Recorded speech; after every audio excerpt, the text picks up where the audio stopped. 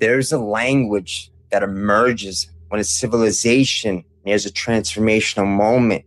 It's cold, analytical, like the circuitry beneath reality is waking up for the first time in eons. Welcome to Hidden America, where magic meets cybernetics and the code behind reality reveals itself. Insiders at Palantir Technology, Peter Thiel and Alex Karp's dystopian reality engine describe their work as plumbing. You heard that correctly, plumbing. And today, we decode the technological plumbers of the new eon. Part 1, from fragmentation to totality. At first, plumbing sounds harmless, almost boring. Plumbing is the kind of thing people only think about when it breaks. It hides beneath walls, beneath floors, under streets, inside institutions, moving things from one place to another without drawing attention to itself. That is exactly why the metaphor matters. Plumbing connects what was previously separate. It controls the flow of water, of waste.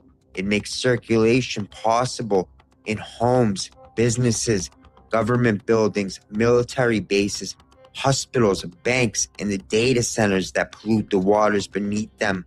Plumbing is the hidden system that allows the visible system to function.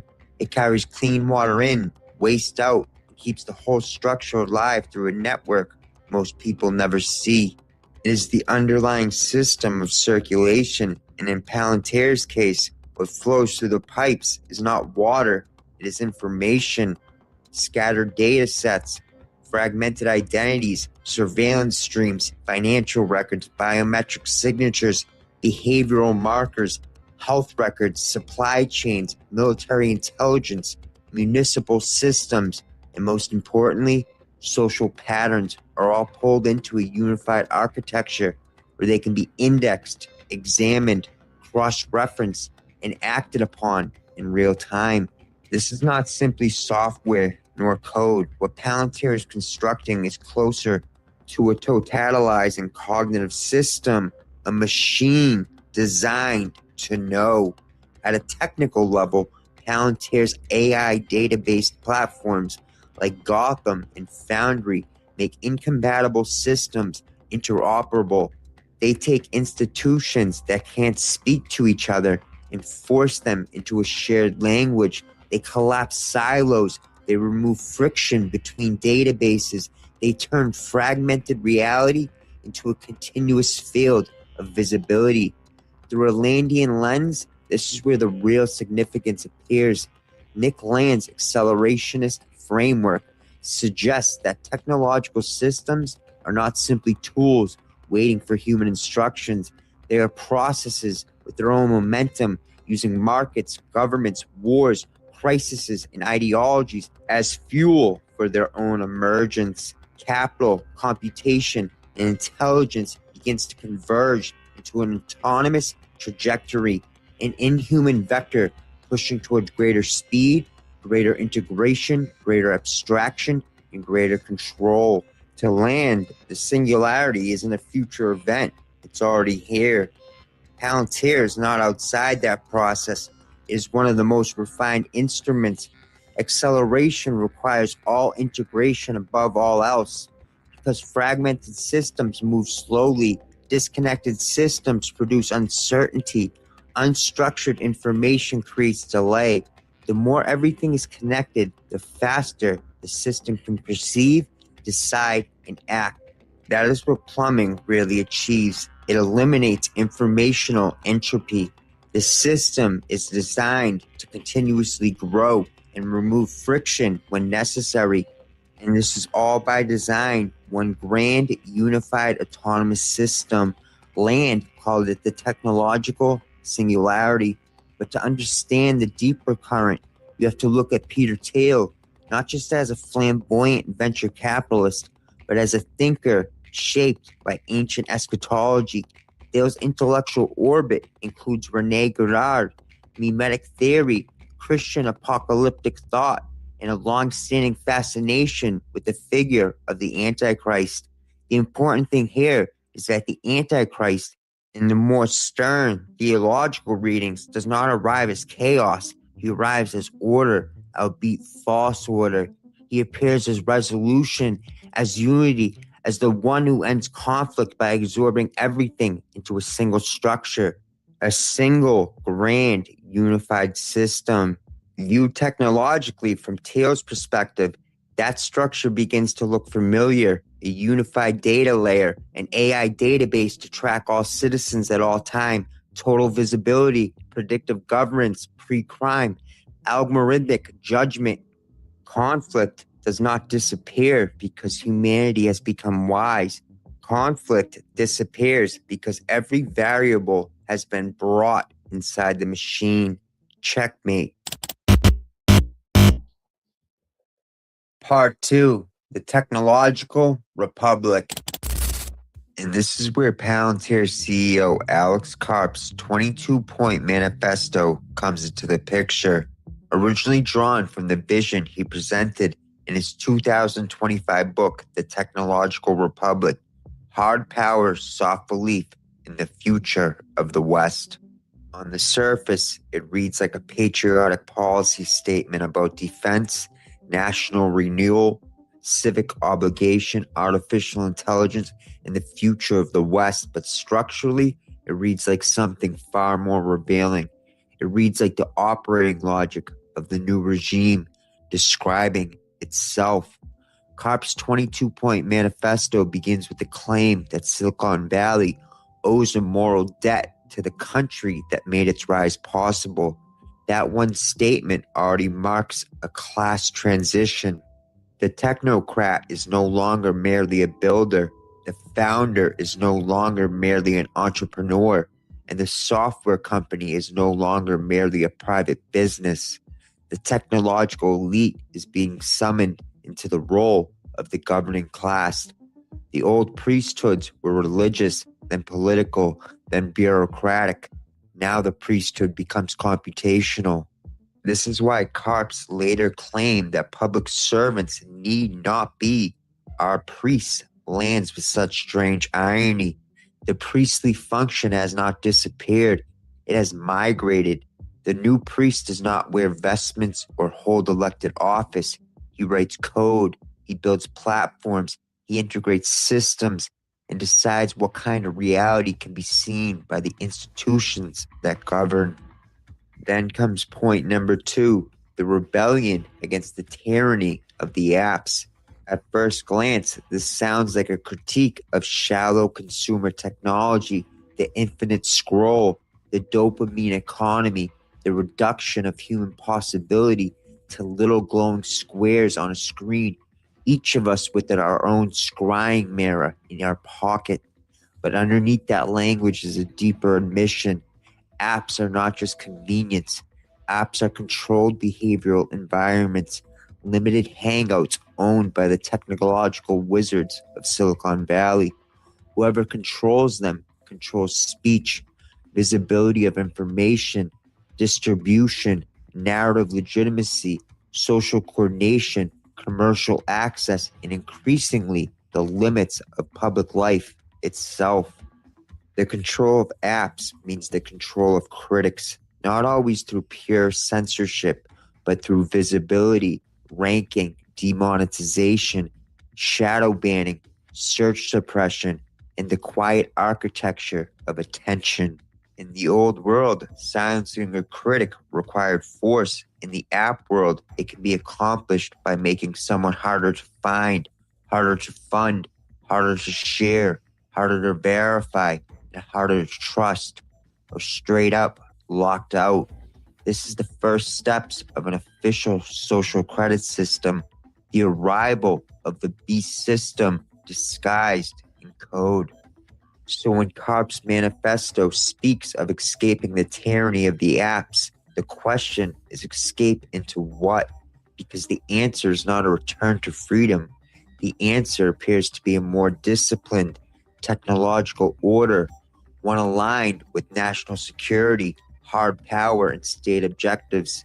A chaotic consumer internet must crumble so a more strategic infrastructure can be installed.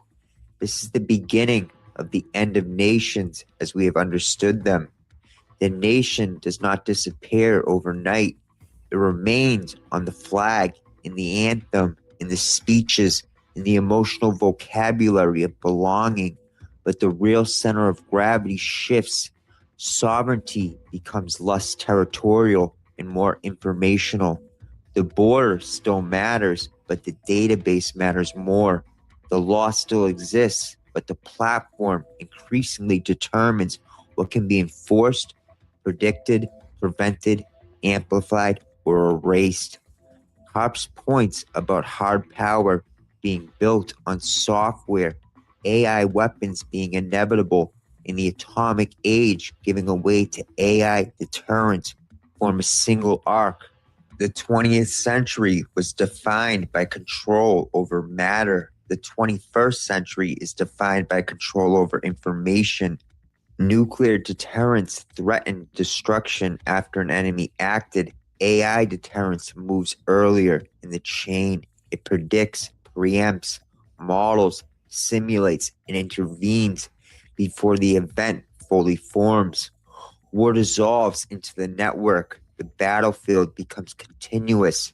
The civilian sphere, the economic sphere, the informational sphere, and the psychological sphere become extensions of strategic conflict. When CARP calls for national service as a universal duty, the language appears civic, but the deeper structure is integration. A fully integrated system can't tolerate partial participation forever. Every individual becomes a node in the stability of the whole.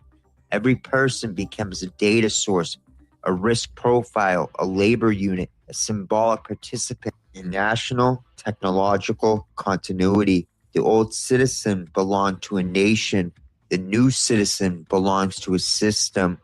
When the manifesto says that if a Marine asks for a better rifle, we should build it, and the same goes for software, this is accelerationism in plain English. The feedback loop is simple: request, build, deploy, iterate. The machine does not pause to ask whether expansion itself has become the danger. It asks whether expansion is possible, whether competitors are doing it, whether delay creates vulnerability, whether refusal means defeat. Once that logic governs, the brakes have already failed. Part 3: The Jungian Layer of the Machine. The moral structure of the manifesto appears most clearly in its claims about America itself. No country, it says, has advanced progress values more. America power, it says, made possible along peace. These are not just historical claims. They function as mythic stabilizers. They transform power into virtue and expansion into obligation. If the system is inherently benevolent, then resistance to the system becomes ignorance, regression, or threat. This is where Carl Jung's insights become unavoidable. Jung warned that a collective ego, once inflated, begins to mistake its own shadow for the evil of the other. The nation becomes the self, whole and chosen. Its enemy becomes the shadow, externalized and simplified. Silicon Valley becomes the hero archetype, summoned by destiny to wield the tools that ordinary politics is too weak to handle. This is myth disguised as policy. The manifesto's certainty is what gives it away. It is certain about which cultures build and which cultures regress. It is certain about the need to undo the post-war restraints placed on Germany and Japan. It is certain that the atomic age is ending and the AI age is beginning. It is certain that Silicon Valley must help address violent crime. It is certain that public life has become too cautious, too unforgiving, too psychologically inward, too intolerant of religious belief, too committed to hollow pluralism. Wherever the text becomes most certain, the shadow is nearby. The point about undoing the post-war neutering of Germany and Japan is especially revealing because post-war restraint was not accidental. It was a civilizational break installed after catastrophe. To call those restraints theatrical or excessive is to signal that the accelerationist machine has grown impatient with the architecture built to prevent the recurrence. Limits become weakness, memory becomes drag, restraint becomes decadence. The points about market failure and violent crime push the argument even further. When the manifesto praises those who build where the market has failed and then insists that Silicon Valley must play a role in addressing violent crime, the boundary between private infrastructure and sovereign authority begins to dissolve. Crime becomes a data problem. Policing becomes prediction. Justice becomes pattern recognition. Governance becomes systems management. This is the state becoming software. And at the same time, the manifesto complains that the ruthless exposure of private lives drives talent away from government, while also condemning caution in public life as corrosive. This reveals one of the core contradictions of the emerging order. The system demands transparency from below and obscurity from above.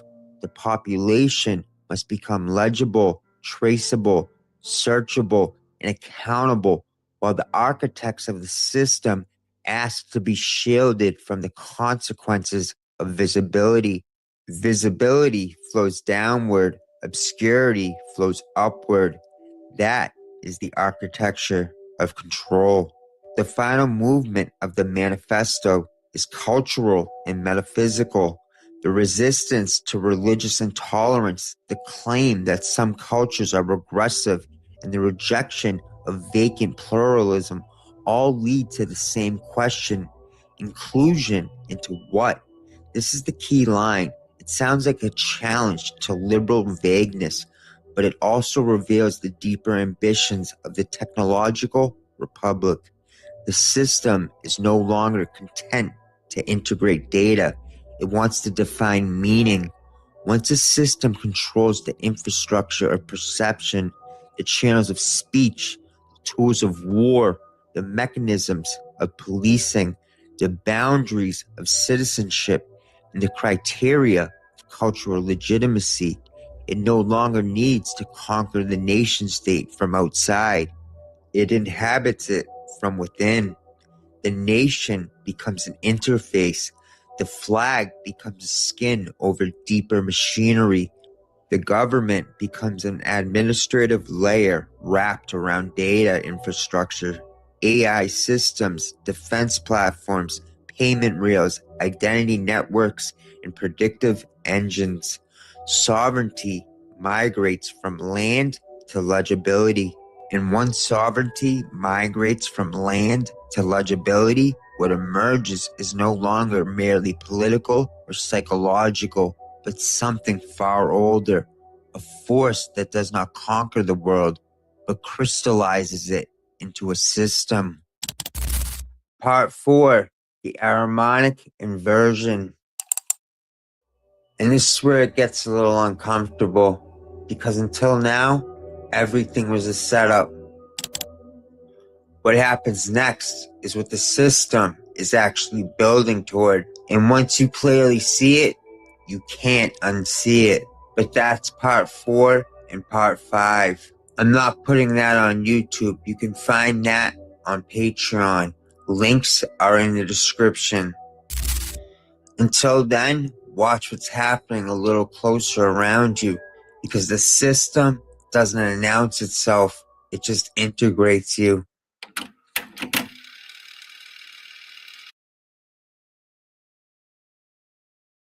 Modern feminism is literally satanic. Witchcraft is the fastest growing religion, especially among Gen Z women in America. Female creators on TikTok will show you how to make a ritual out of your abortion. Growing up with a conservative father and a Marxist feminist mother, she was raised with two competing visions of what a woman was actually supposed to be. My mom's view was everybody deserves, you only don't have because someone else has. My dad would explain things are based on merit. You kind of start having to learn to think things through and try to figure out, well, which one is correct? Now a Christian mother of 5, she spent the last few years uncovering the dark origins of the feminist movement, connecting it to demon worship, seances, and CIA sex cults. You're Gen Z, right? Yes. Do you know that almost a third of your generation was aborted? Abortion is a ritual sacrament for them. In this episode, we'll explore why she believes modern women are unhappier than ever, expose the dark rituals that shaped feminism in America, and question if this movement that promised women freedom was actually a spiritual trap designed by the devil. Elizabeth Cady Stanton said that if she could get rid of the Bible and Christianity altogether, wipe it from the face of the earth, that would be the best thing. But she said it's the most widely published and most influential book on the planet. So the second best thing we can do is Rachel Wilson, welcome to the Jagneel podcast. Thanks for having me. It's good to be here. Rachel, the average American woman is the most educated, most financially independent, and most free woman in human history. She's also the loneliest, most depressed, and least likely to have kids. Why do you think women are so unhappy in 2026? That's the million-dollar question. There's actually been 2 large-scale studies done trying to answer that question. I think the first came out in 2009. It was called The Paradox of Declining Female Happiness. And in this study, the authors in their summary said that women have reported, this is based on women's surveys when you're asking women their opinion on how they are doing in life, how they feel about things. They're reporting higher levels of unhappiness, like you said, loneliness, depression, than ever before. So if we go back to the 70s, which is arguably kind of the tipping point where feminism became the dominant ethos. If you go back to the early 70s where they asked women these questions, they largely reported being pretty content. And now in the 2000s, we have 26% of all American women on at least one psychiatric drug. We have higher rates of fetal alcohol syndrome and alcoholism among women than we've ever recorded before. And women just overall reporting dissatisfaction, unhappiness, a feeling of being really torn, trying to have it all, trying to have a career and be a career woman and also have a family and do all of that. Women don't know what to do with relationships because on the one hand, they want men who make more than they do. They want men who are higher achieving than they are, yet this creates a paradox, whereas women have become the number one earners of college degrees. They have now got salaries that compete with men, and they've got more equality than ever before.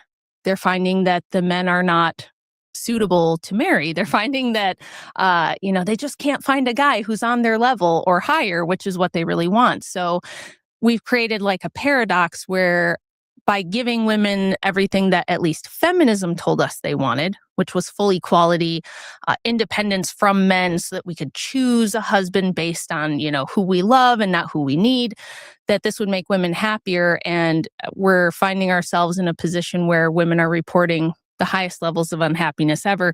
They're actually even 3 times more likely than men now to have common mental health issues.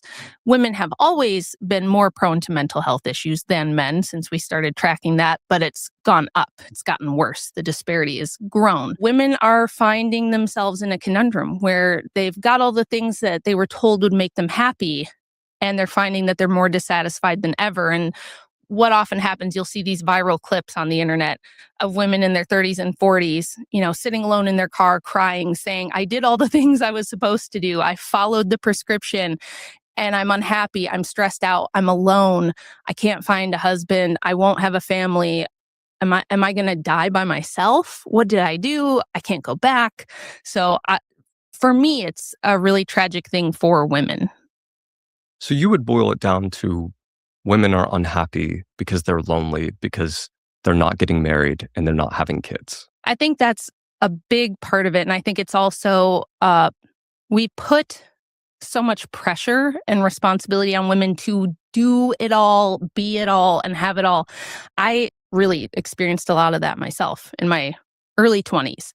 So after I got through K through 12 high school, I was always a smart kid. I was always in like advanced classes preparing for college. I was given the message that you're definitely going to college. You know, you've got to go. You're too smart. You can't waste your intellectual capacity by not going to school and having an important job. That's what you're going to do, like from kindergarten on.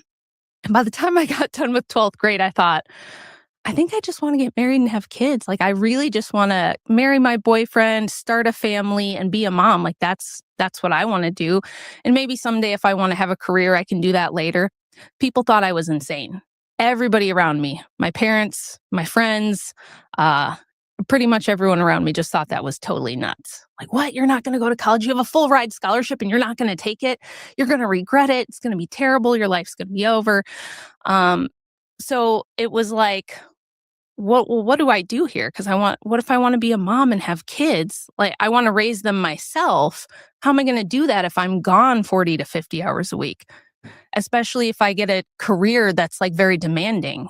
Like if I want to be a doctor or something, where does that leave room for raising my kids? I'm going to have to outsource that to someone else. And I didn't like that idea. And when I said, I thought that was kind of silly and inefficient, I thought, isn't that silly? I'm having children and I'm going to pay some other stranger who isn't their mother, maybe $12 an hour or something, to spend all day with them. And I might get to see them for a couple hours at night and on the weekend. And that's it. And meanwhile, they're not even with their kids. Exactly. So I thought, we're all just It's like we're playing musical chairs with the children. And it's like, well, you raise mine so that I can go to work. And then someone else will raise yours so that you can go to work watching my kids. And when I said, I think that seems silly. Who came up with this system? It sounds terrible to me. It was like I was challenging this deeply held dogma, this like preciously held dogma that like, well, you don't want to be enslaved, do you? And I was like, I don't know that going to work for a corporation and having to pay half of what I make to have someone else raise my kids, I don't know, that kind of sounds a little bit like slavery to me more than having a family. But there was just this idea that if I didn't have my own money and my own career, the only guy who was going to be interested was someone who wanted to take advantage of me and hurt me and wanted me to be vulnerable and not able to escape. You kind of gave the most important part of your backstory to understand why you view feminism the way you do. But I want to know about your parents and your childhood. Like, what's the most important part of your childhood that shaped maybe why you chose to write your book and some of your views today? When I was 9 years old, my parents got divorced. And, my dad sat us down and explained that my mom had found somebody new. She was going to divorce him, and that he had to move out. And I remember asking him, wait, if mom got a boyfriend, you're not supposed to do that. That's against the rules. Why do you have to leave? That doesn't make sense. And my dad kind of got like tears in his eyes. And then I told him, I remember saying, I have a lump in my throat. It kind of hurts right here. And then he just kind of lost it. And my mother really didn't want to explain. It was just like, dad's got to go. And this other guy's going to move in.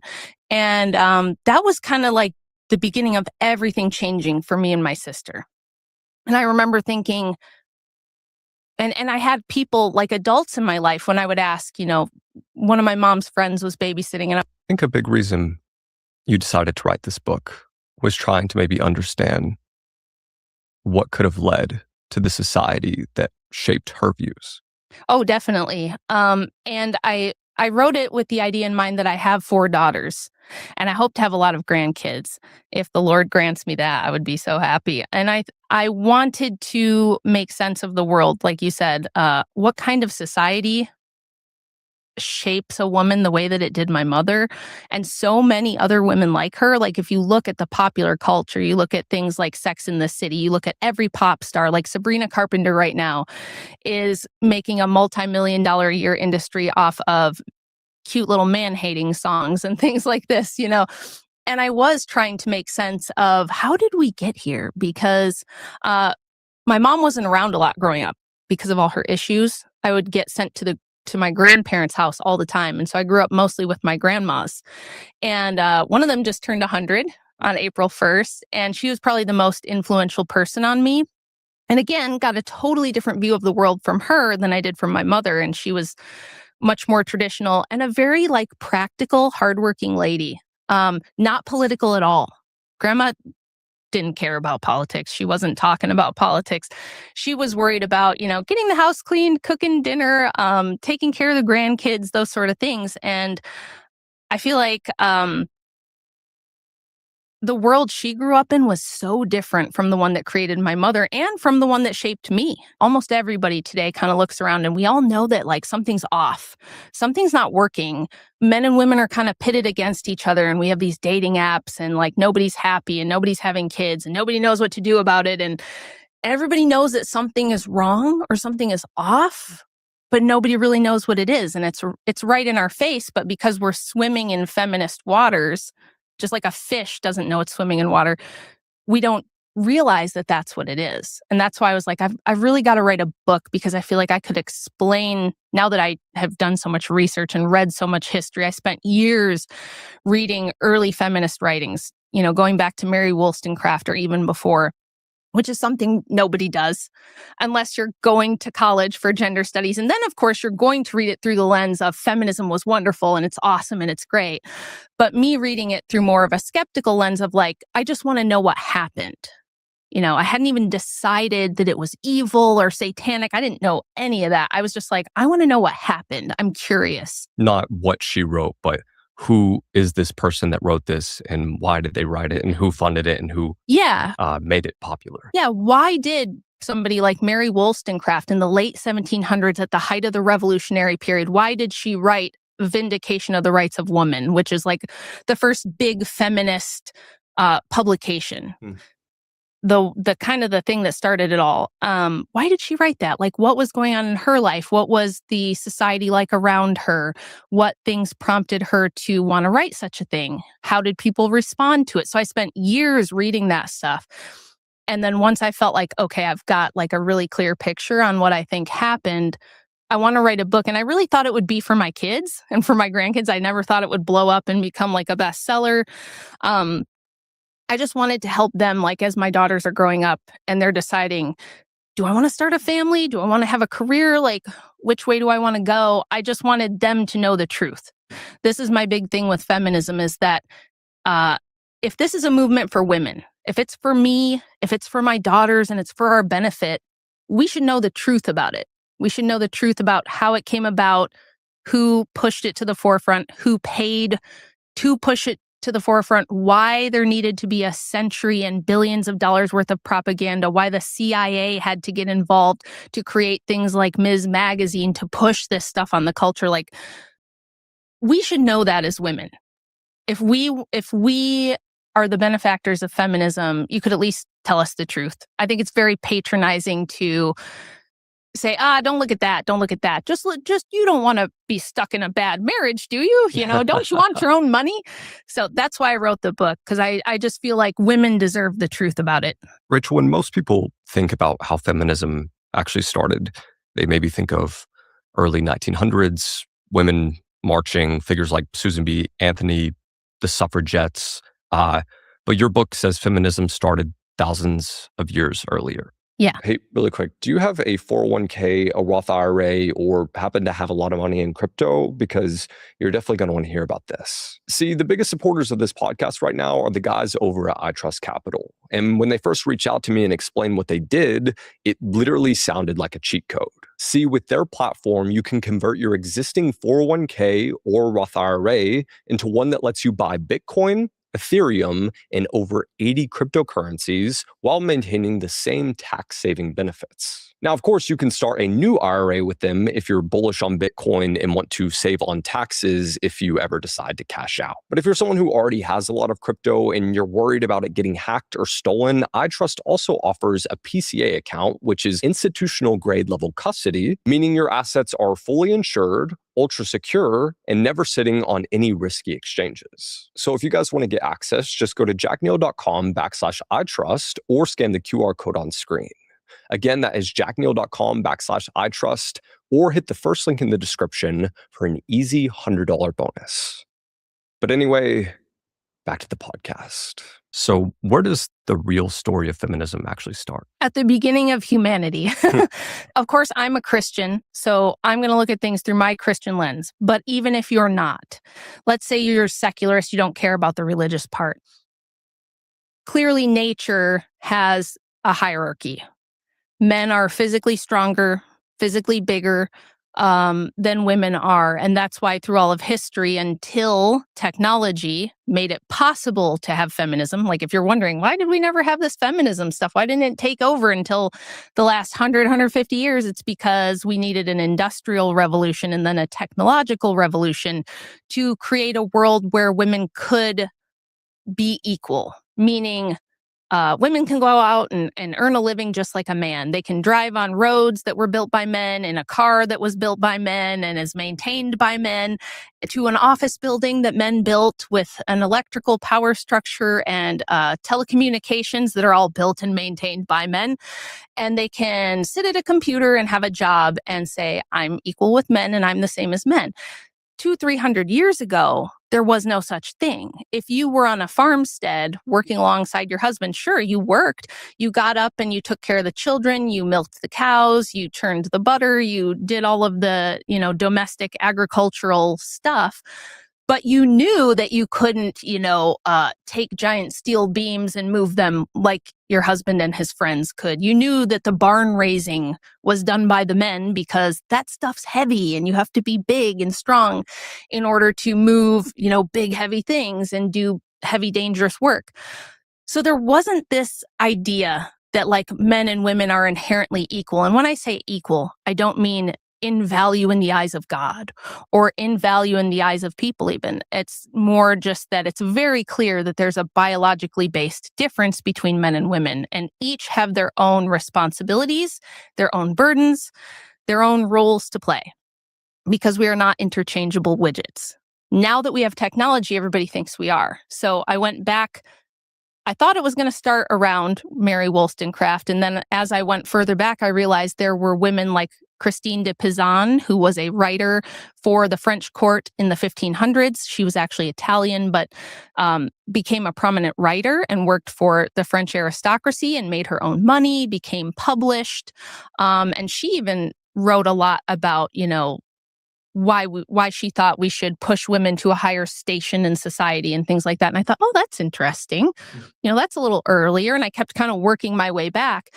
And you realize that from the beginning of humanity, whether you think that's in the Garden of Eden or whether you think that's in ancient Mesopotamia, there's always been this hierarchical balance of men having a monopoly on physical force and women having a monopoly on reproduction and who gets to reproduce. What do I mean by that?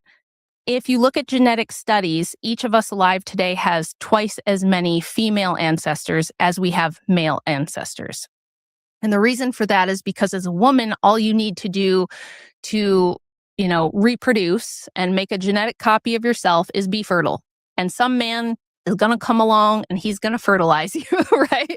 That's really all you have to do. For men, it's never been like that. You've always had to either be able to compete and dominate with other men by force or by having more resources or more wealth or status than them. You had to have, either had to take a war bride or get permission from a woman's father in ancient times in order to reproduce. And a lot of men died before they got the chance to do that, whether in war or by doing dangerous work, things like that. So there's always been this kind of hierarchy. And what feminism did was it said, we're going to try to equalize that. We're going to try to equalize the hierarchy. We're going to try to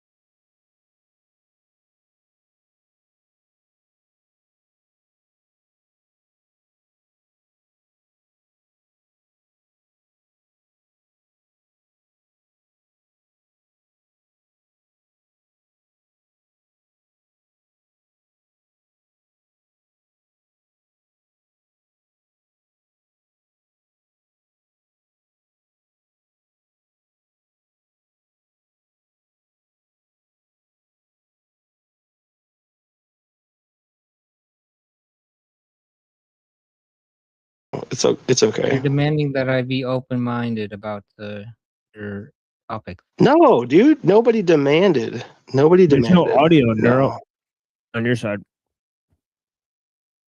Nobody demanded, dude.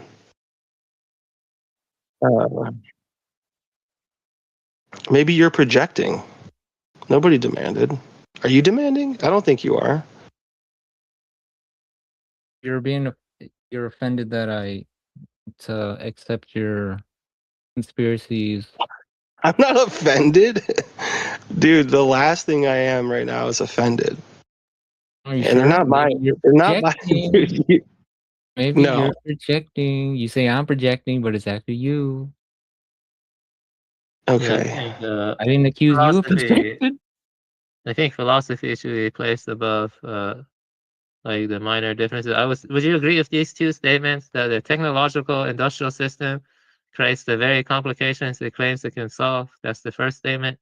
And the technological industrial system is using man to evolve, and no one is in full control. So it's like, would you agree with those two statements?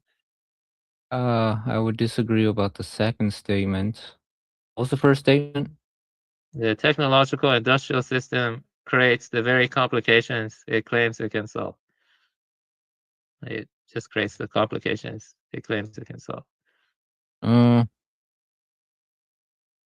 It's a bit too wordy. Not sure what that means. It creates the problems, and then it generates the problems, and then it says that it can solve the problems that it generated itself. Yeah, I think the concept of a problem is subjective. Like example, how do we take care of all the boomer old people? Well, in the past, they would have just died. That is a new problem that people in the past did not consider a problem.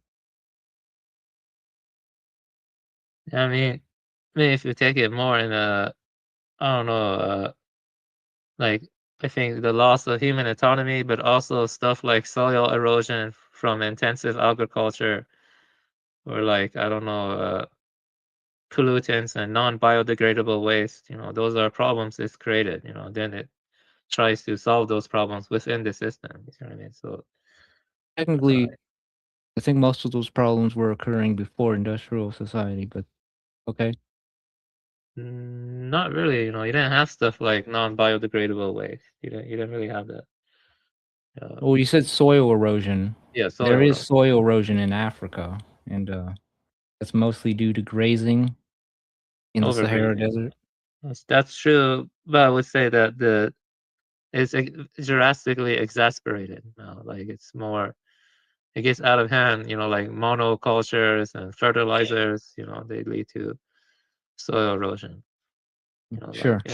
Yeah, it just makes it more intense. So like like other nuclear accidents like Chernobyl or Fukushima or whatever.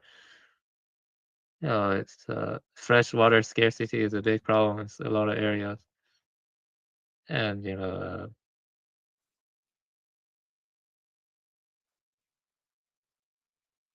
sure.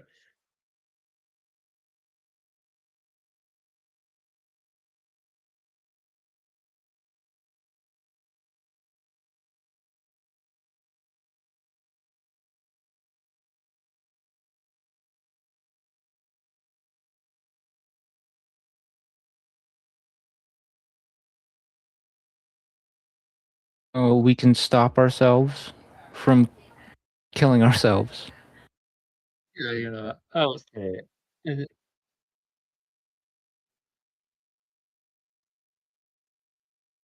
Yeah, that's a good point. I'll respond. I broke down my views into three premises. Technically, everything after the first premise is just based on my own attachments. But the first premise, if you look at that, I think the only way you can truly help others or help yourself is in a local communal sense. But that's the reason why Rockefellers or other technicians or technocratic elites, their number one goal was atomization a breakdown of extended family into nuclear family. Now they're attacking the nuclear family because they don't want local communities, because the system, it doesn't want people to have local communities. But when you think about it, human beings, our brains, our minds, we were all adapted for local communities. So how the hell are we losing such basic things, more and more, So yeah, I said that's crazy, yeah, because we don't really live in a local communal sense anymore. Like food exports, imports, like, it's not good to depend on food being exported from elsewhere for your survival. You know what I mean? It's for your people, so your groups. You know what I mean? Stuff like that.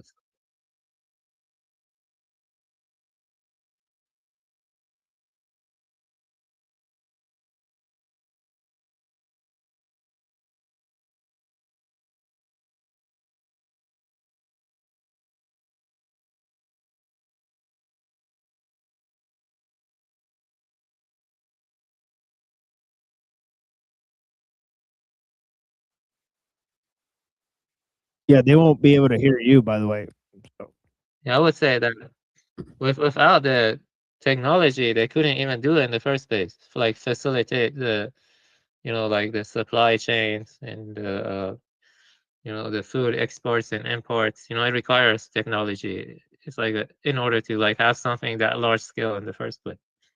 Without the technology, you can't have stuff like, I don't know, like them like cutting down like tons of Amazon and then exporting food that you can eat out of season.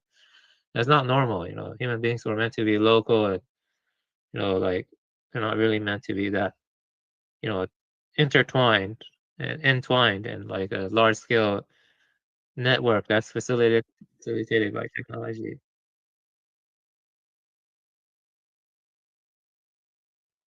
The domestic cat is not really a wild animal the way, it's not normal for, I don't really think wild animals on average, they like really torture their prey. That's more due to inexperience. They tend to, they're trying to survive, so they go for swift kills, most animals, but sometimes they don't succeed in the swift kill.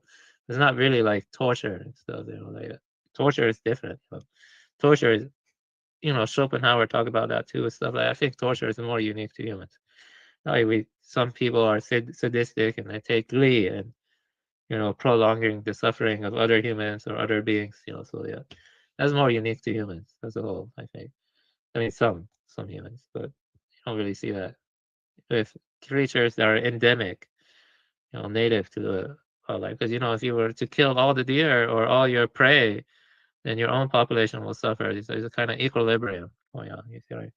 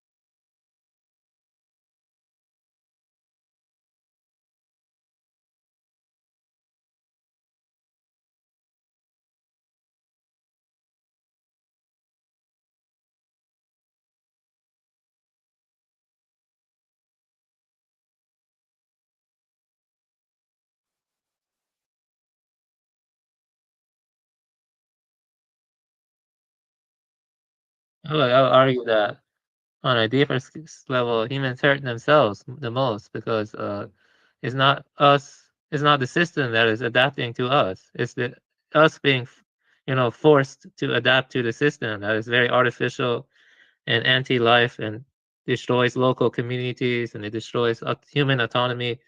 Like like initially the iPhone or the smartphone was optional, right? And then over time, it became expected to have the smartphone. And now they're spying on you and gathering data and making predictive models and stuff.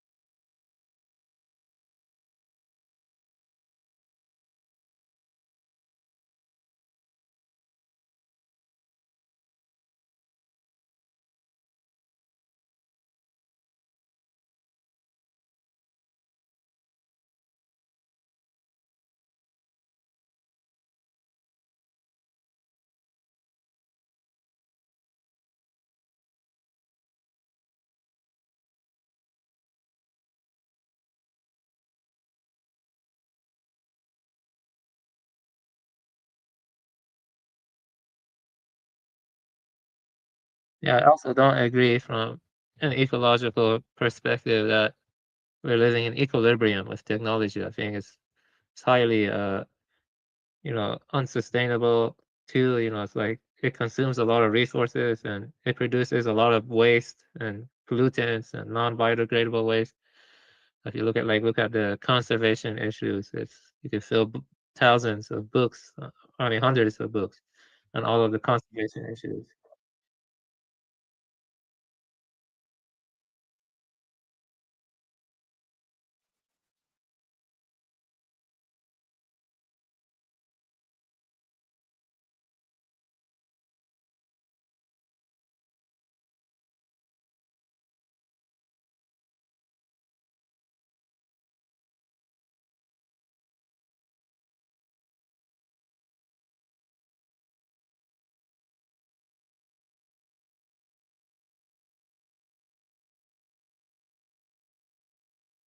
Canada is an expert in doing this.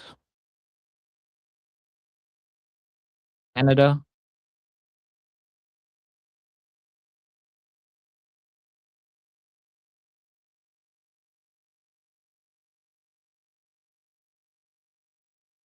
You're aware of the MAID program?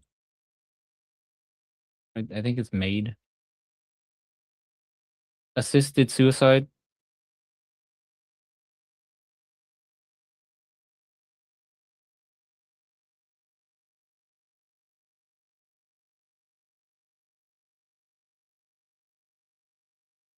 It's been legal in Canada for like 4 years. More people are assisted suicide than die naturally in Canada now.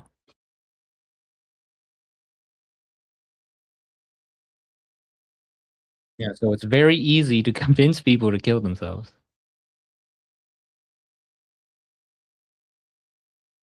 I'm not saying that should happen. I'm just saying it's very easy to do.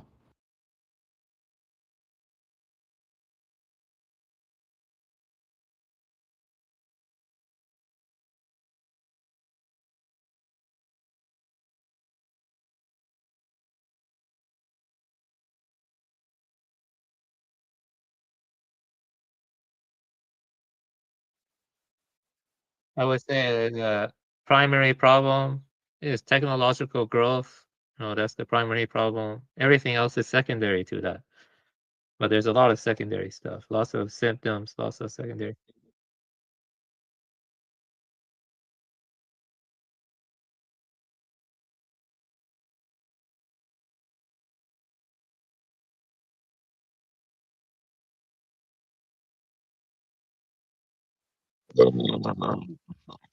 I would say that you have to pay attention to the milestones, the epochs. Like we went from mechanical clock to steam engine to like the fossil fuels or whatever. And also then digital information age. People like Klaus Schwab, they're right when they say we're on the precipice of a fourth industrial revolution. It will get worse then.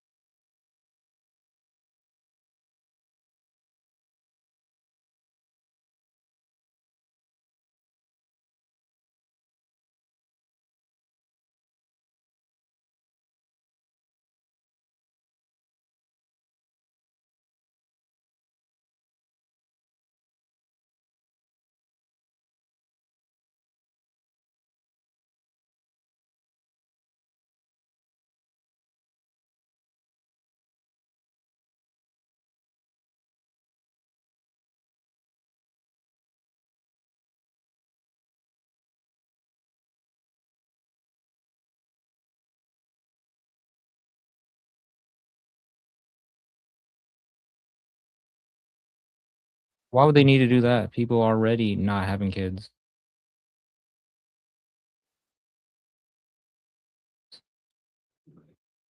I mean, let me think How do here. you accelerate 0 to under 0?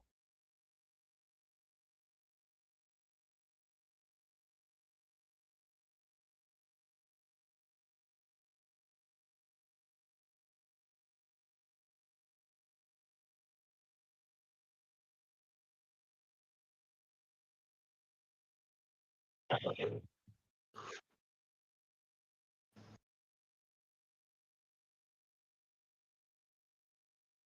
not really arguing. I'm just telling you, your fears have already manifested. It's already happening.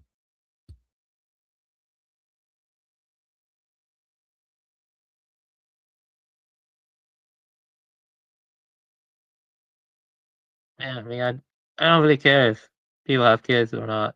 I see personally, like I see more of an issue with the technological growth, and also the way that we're living now is nothing like most of human history.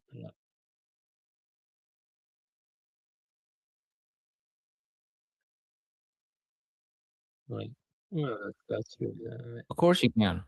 Well, yeah, maybe you can, yeah. Yeah. How many Viet Cong do you think were fighting the Americans?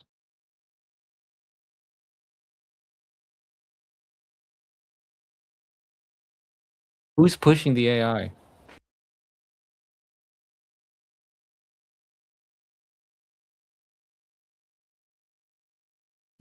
Are you sure it's not all the gay Jews?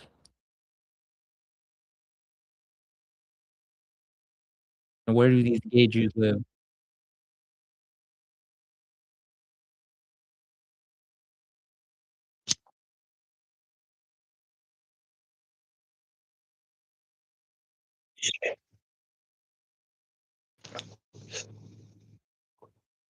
I'm just saying, it doesn't take that many people to resist against the system and win.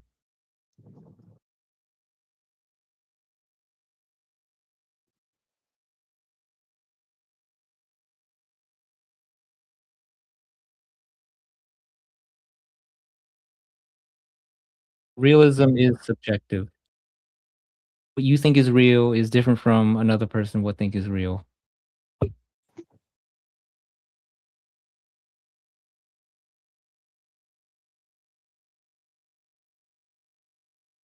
If you're talking about winning a war, the assumptions are near infinite. You don't know until you start the war.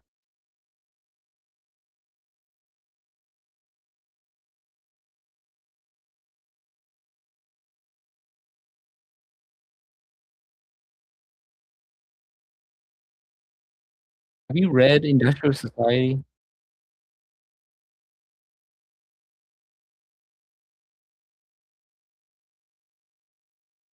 In Industrial Society, he says it might collapse, it may not collapse. He says it in the first or second paragraph. Yeah, that is right.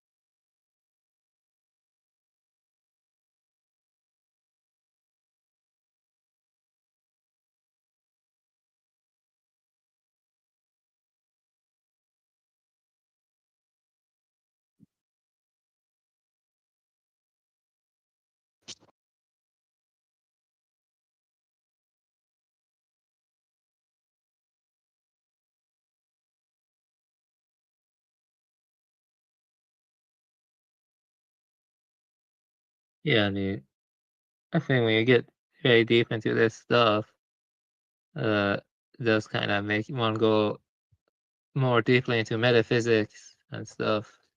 Which is interesting because I like that aspect of TML show. He really got deep into Parmenides and Hegel, and I do think, no, Parmenides and Heraclitus. I do think there is a modern bias towards Heraclitus, in like academia and other stuff. I think Parmenides is a bit more spiritual in some sense, and in a way, it also is like a spiritual antidote to the more endless obsession with growth and movement and locomotion we have nowadays, stuff like that.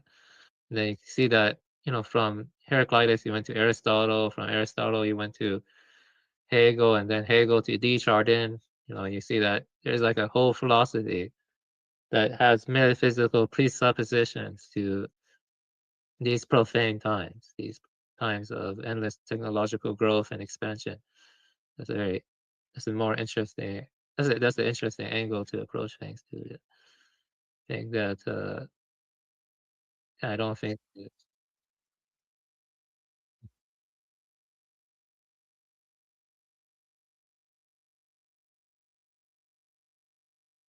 Why do you think we're promoting genocide? I think he's specifically talking about Buddha.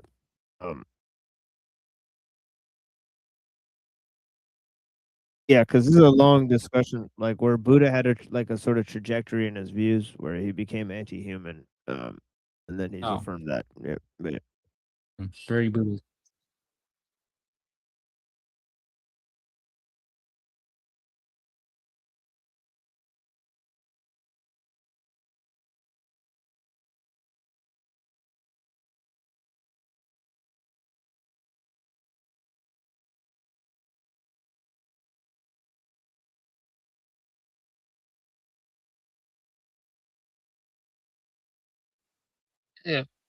yeah, yeah, but well, you see, like maybe I was, I was, like I was tying a lot of different stuff together, but like, I have different areas. Maybe they're not as well connected as I think.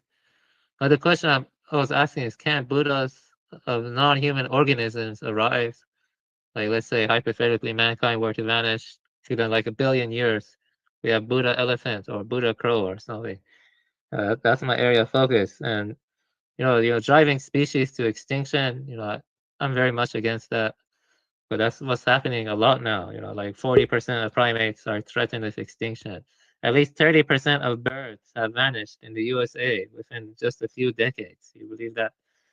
And I like Pentelocola also. I don't agree with Pentelocola on everything, but I agree with him that driving species to extinction, destroying wild nature. You see, there's such a thing as hunting in a more sustainable manner.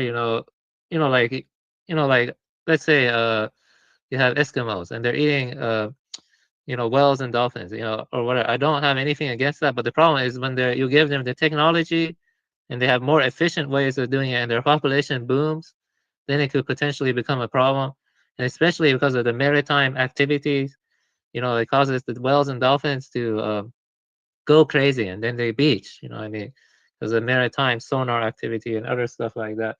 I personally I would never eat a whale or a dolphin, but I'm saying that it's different for like, pre-industrial low tech man who is like an Eskimo or something. It's different. The condition. This is why I don't like vegans. They don't see the bigger picture. The bigger picture is the technological growth that is leading to all these problems in the first place. Now you're asking me about my value judgment on humanity. Okay, that's more of a preference thing. That's more subjective. I don't, I don't, I don't want to harm any people. I'm not a sadist. I don't like harming people, harming innocent people. But the idea of mankind going extinct, I don't care. I don't care.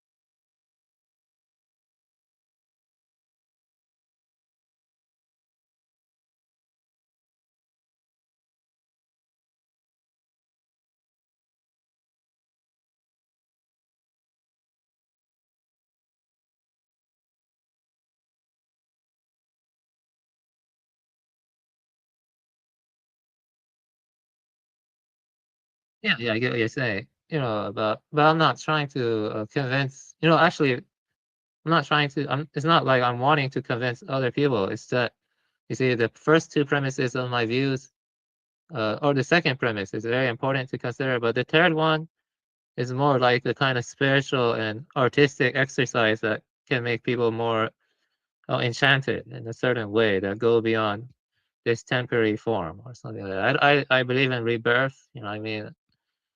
So it's just my own artistic philosophical project. It's philosophical. It's Thais anti-tech philosophy. Buddhist philosophy. The third one,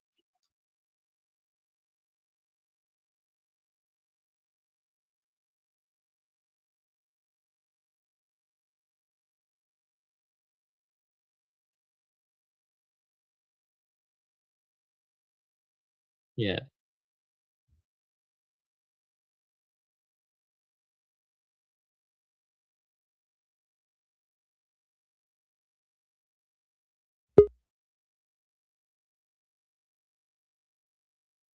Yeah, Giorgiani is a glowy, he's working for yeah.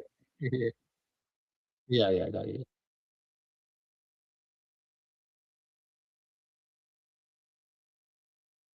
Yeah. Well, uh, I'm not against what Pinoid is doing. I actually do lean more towards Well, dark works, cynicism, if I'm gonna be honest. But at the same time, you got to do what Pinoid is doing, even if you fail or if it's futile in the end. But it's just you see what I'm trying to say. There's a tension there, but I see where I kind of lean towards the cynicism of Dark Lord. But it's like Camus. I think Camus' philosophy has some validity to it. Like, let's say, shit will hit the fan, and it's futile, but you still do what's good. You don't like, uh, you don't like,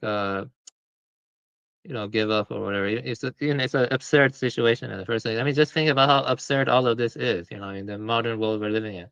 Read like the past, I don't know, 3,000 years of history, or whatever. This is like really an anomaly, and it's creating so many new problems, and we're losing autonomy and other stuff. Not many people think about it. Like they go walk in a facility and they hear a weird air conditioning noise and they go,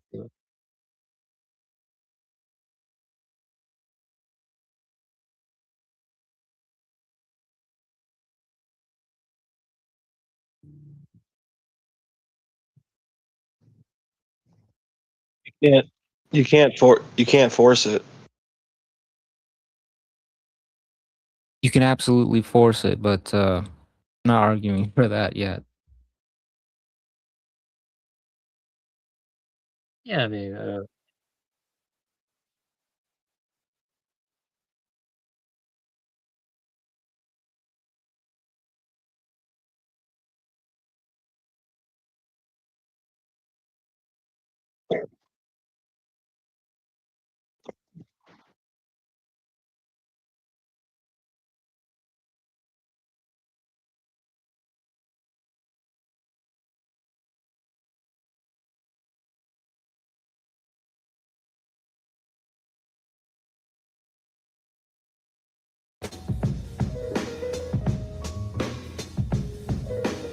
I mean, you can't force anybody to understand a problem.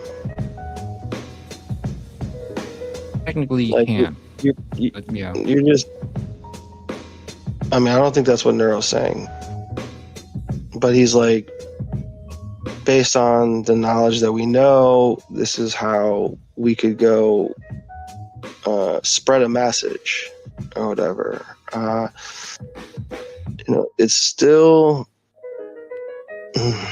I think that's valuable. But, like, yeah, I don't know. Like, waking people up to something they don't see as a problem.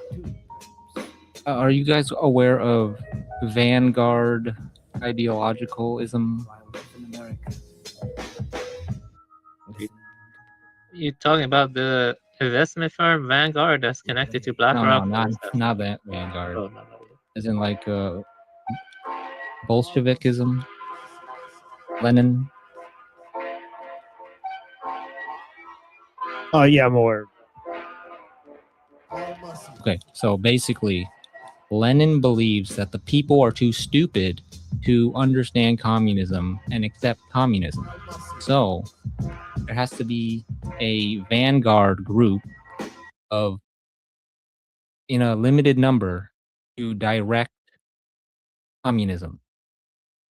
And this is basically how any government works, not just the communists. The people who were Nazis in Germany were a minority of Germans.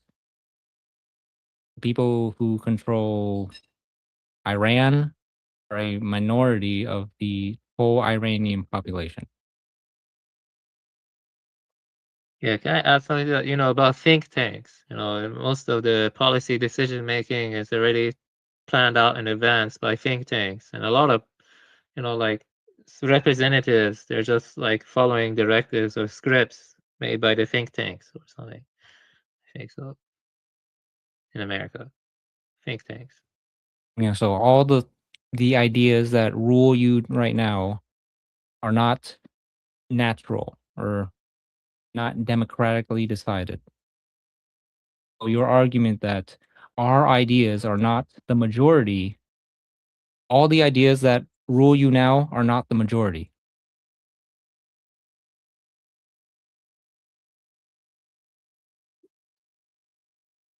So effectively, we live in a technocracy already. Technocracy, I think it's like a rule by experts or think tanks or something. I would say that is also a lie because Elon Musk does not know how a rocket ship works, yet he is in charge of the rocket.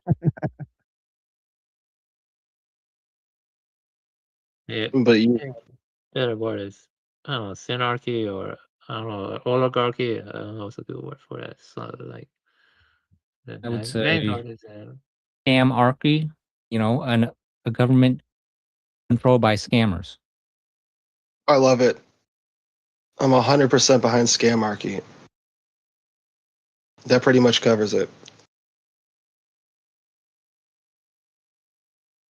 Yep. Through, I call it scientific dictatorship, though, but I still accept Scamarchy. See, your naming makes it sound cool. My naming makes it sound like a scam. People That's like true. science, and some people like a dictatorship, but nobody likes scammers. That's true. Yeah, Scamarchy is pretty strong, actually. Yeah, Scamarchy is the next biggest word. Like that's a good one to go with. I don't know, because I agree. Nobody likes scammers and schemers.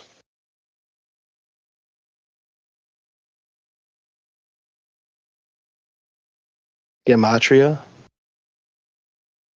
Scambala.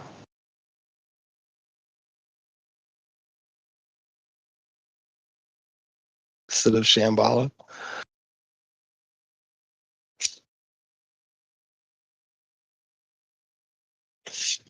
Scamlantis is one.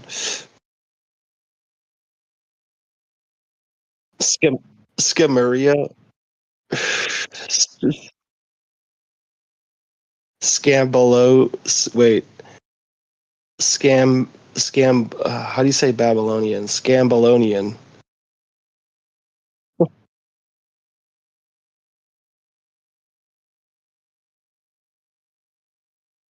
Scam. Scamera.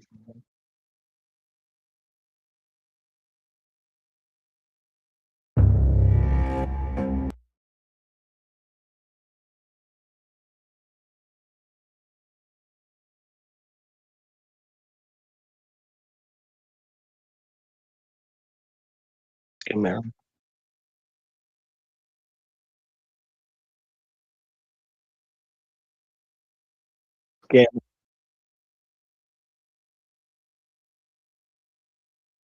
Patron saint of third marriages. Scamsterdam.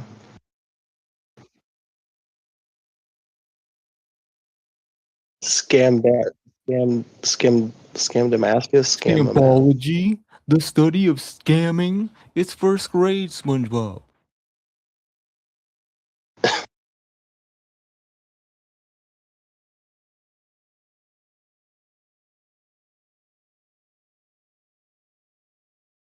It's interesting that it has to do with Cam. I don't know.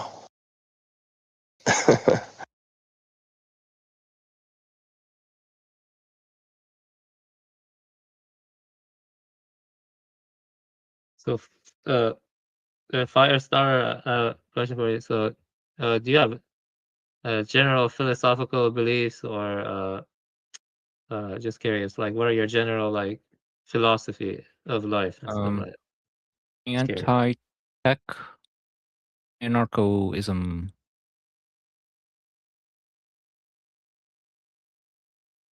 Cool.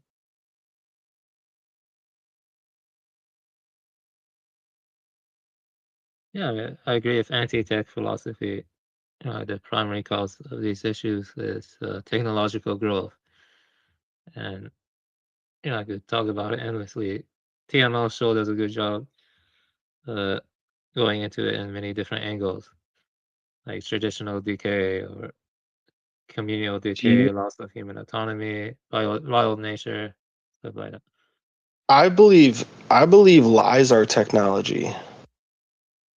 Like I think that still fits. Like a lie is a technology that you could use. You know? You guys know what I'm saying.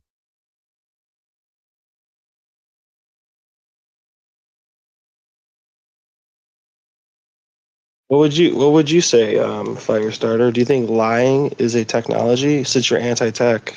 Lying has been in humanity since the beginning. But you don't think it's used as a technology, or you don't think it's used in technology? Of course, it's used. We've had women for the beginning. Yeah, it doesn't make sense to say lying is a technology. Doesn't You make don't think so? No, it It's like doesn't. saying hair is a technology. Yeah, I know. It's like just No, it's not saying mixing hair. up That's not saying no. It's not like saying hair is a technology. Yo, my fingernails is some high-tech shit. Oh, you're saying it's okay. So what's the problem with lying is a technology? because Are you saying it's more of a Because you just have technique? it. the technology is If there's- everybody has it at birth, it's not a technology. when we say technology, we mean organization dependent technology. That's what it is. Like making a Yeah. refrigerator. Yeah. Yeah, like And lies help organizations form dependency. Yeah, so does talking. Is talking a technology? Yes, it is actually a technology. You didn't think so? I mean, I'm You presenting have a this liberal as view of what a technology is. I mean, look, why can't I just have an honest view and then your liberal labeling of me is your liberalism you have to deal with? Liberal as in you consider more things technological than I do.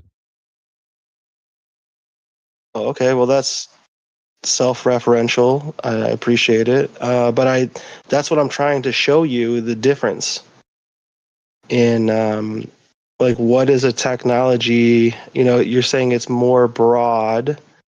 What I'm saying is more broad. You're But saying you it's more can't you broad. can't tell me how that's not used as how lying or talking. How are those not used as technologies? People were lying before the Industrial Revolution. They were lying Okay. before the discovery of fire. Okay. Like you are right now? Am I lying? I don't know.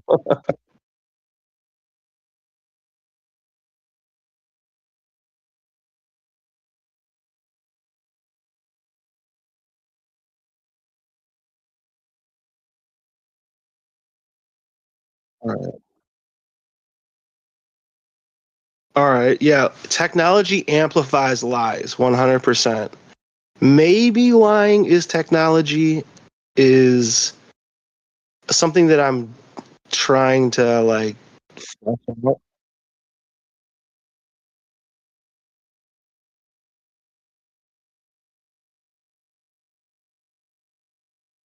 I would say, Okay. what depends on the level of the definition, but you see, I would say that when referring to technology, it's ultimately, well, not ultimately, but it's material. The organization dependent technology is material, but what led towards it is like the philosophy of the tech. Is more like the genealogy of thought. Like Okay. Aristotle or whatever. So Does Yeah, Is sorry, my go ahead. poop a technology? I mean, if you want to come up with the crudest example, No, it to is. try to, I can use you're it just as trying to be, fertilizer. It you're trying to literally be a is a funny. technology. I feel like you're trying. My feeling technology is telling me that you are trying to be a funny guy. Your feelings are If technology you're, now? I was joking. See, this is what makes me think you're not like being. Is God a technology? You have All not right. read Ted. You're making a bunch of shit No, look, that you're he just never said. you're just you're coping with the fact that you're just being met with certain ideas you're not really ready to deal with. That's what's happening. I mean, I think I think Firestarter is correct though, because when you constantly start messing around with definitions, makes people lose focus See, of what you're now I'm talking about. messing, it's like no one's messing around, dude. Like that's what I See think what I mean? are you messing around and you're projecting it? Like I mean,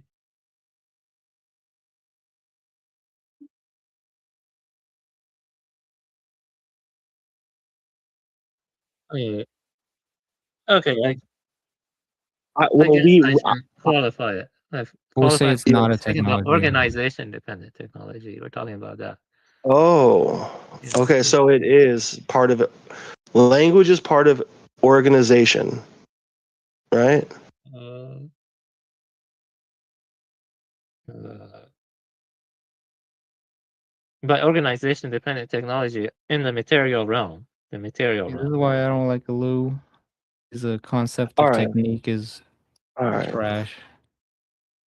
Okay. Well, look, man, that's just your personal thought in this moment, and I'm And I have appreciative of every it. right as an American. Yeah, American, you know. So, but we're not discussing your own personal beliefs right now. Wait, why? Why do you think that?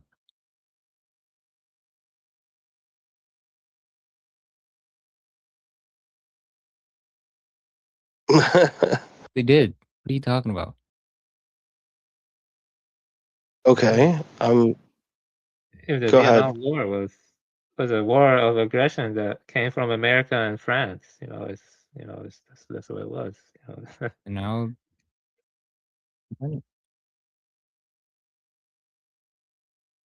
And hopefully all that I'm living in organization, America and expressing my freedom of speech.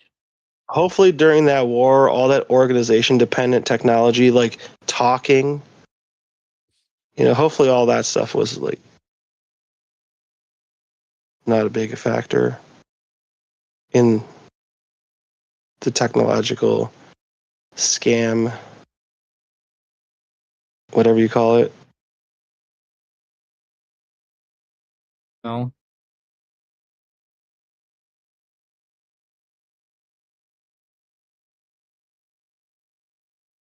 It's not.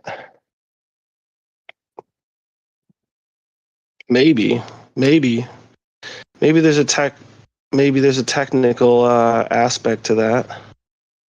Yeah, there seems to be in. Yeah, I don't know. See, the thing here is that that one has to be precise with one's definitions. I think that cause and effect, exists.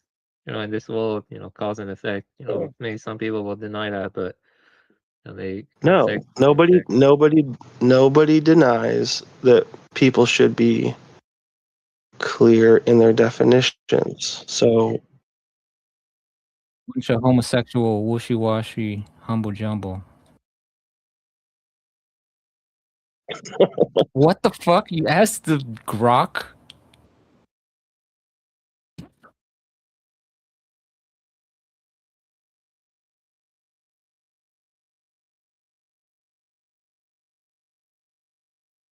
what?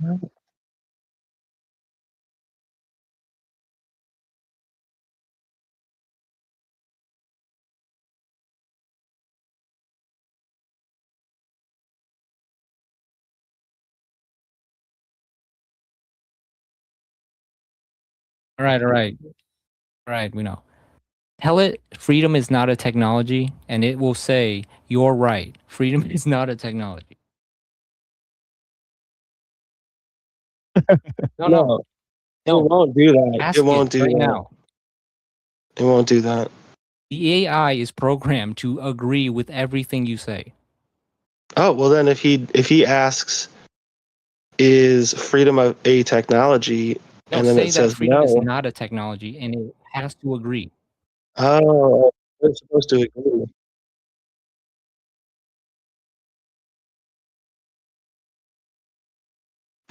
Your opinions on language are subjective.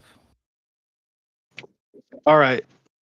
Do you okay, I don't know. I think you and Buddha do not think that you don't think that language is a technology, but you think that symbols are technology. How is that possible? You see, this is I'll just semantics. read this. Anyway, I have yes, not said language that is symbols are widely technology. considered a social and cognitive social and cognitive technology, often deemed humanity's first and most important one. It acts as a tool or method for storing, transmitting, and manipulating information, enhancing cooperation, and rewiring minds. It is an invented, evolving system used to fulfill the purpose of communication, acting as software for our brains. So is that not a technology? No, I don't think so. I Oh, would well, you're just say- retarded. Anyway. I would say that it's semantics, what we're debating. I have like, because sometimes, we mean different things by the same word, because some words are what is called polysemous. Okay. I'm willing to reach what you are saying, but yeah, go ahead. Semantics, but I would say that I agree with, a little in regards to magic technique and other stuff, but when talking about technology from like the framework of Kaczynski, it's the material organization dependent technology. I mean, that's what he's talking about.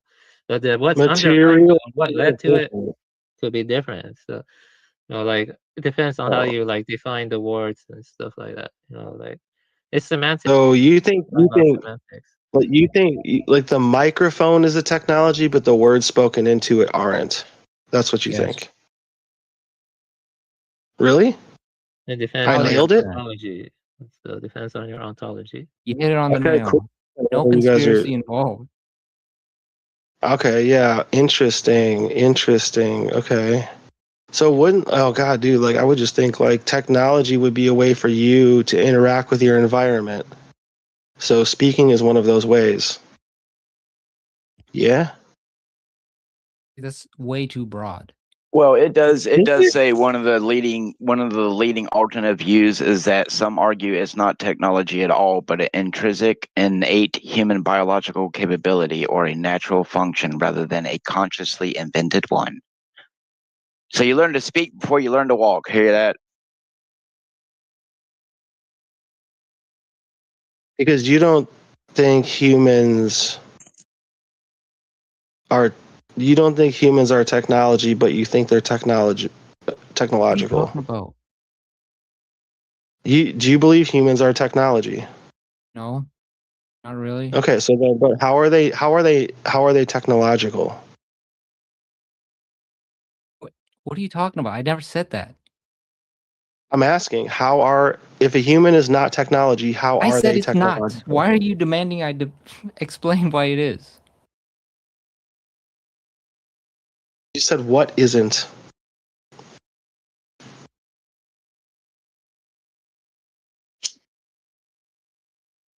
Yeah, I If would I say say that the I said problem it's is not. No, negative. What is not? The opposite of what you said. Well, some would argue that we are technology because we're self-modifying, we're tool making, and we're informational beings. We use tools to extend our biology and eventually merge with them. So wouldn't that make us technology?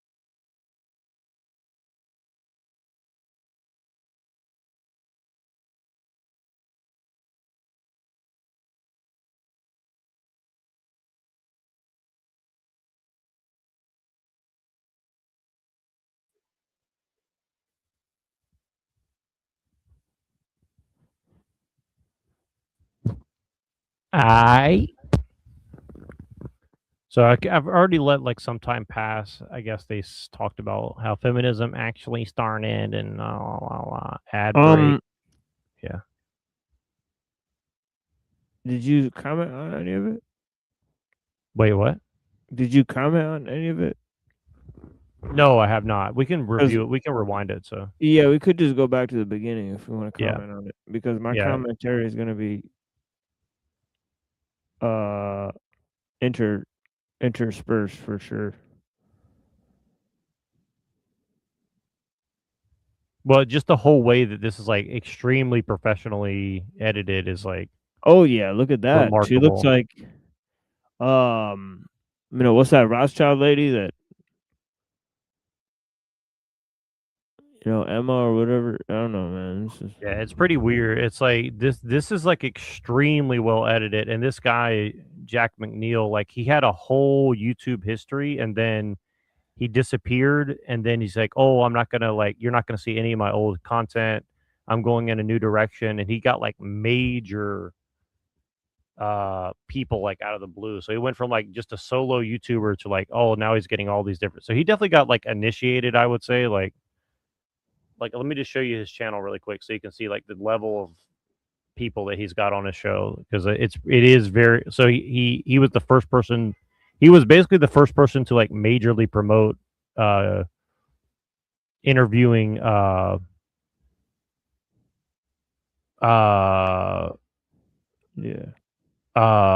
Nick Fuentes. So yeah, look at how one of her eyes is covered up here. You see that freeze frame? It's weird. Yeah. One eye is covered up. Okay, so do you see his channel here? Okay. Yeah. Okay, so weird imagery. Yeah, so you got the skullduggery. Yep. So he's got a 3.3 million subscribers, right? Okay, so yeah. He's got, so his number one pinned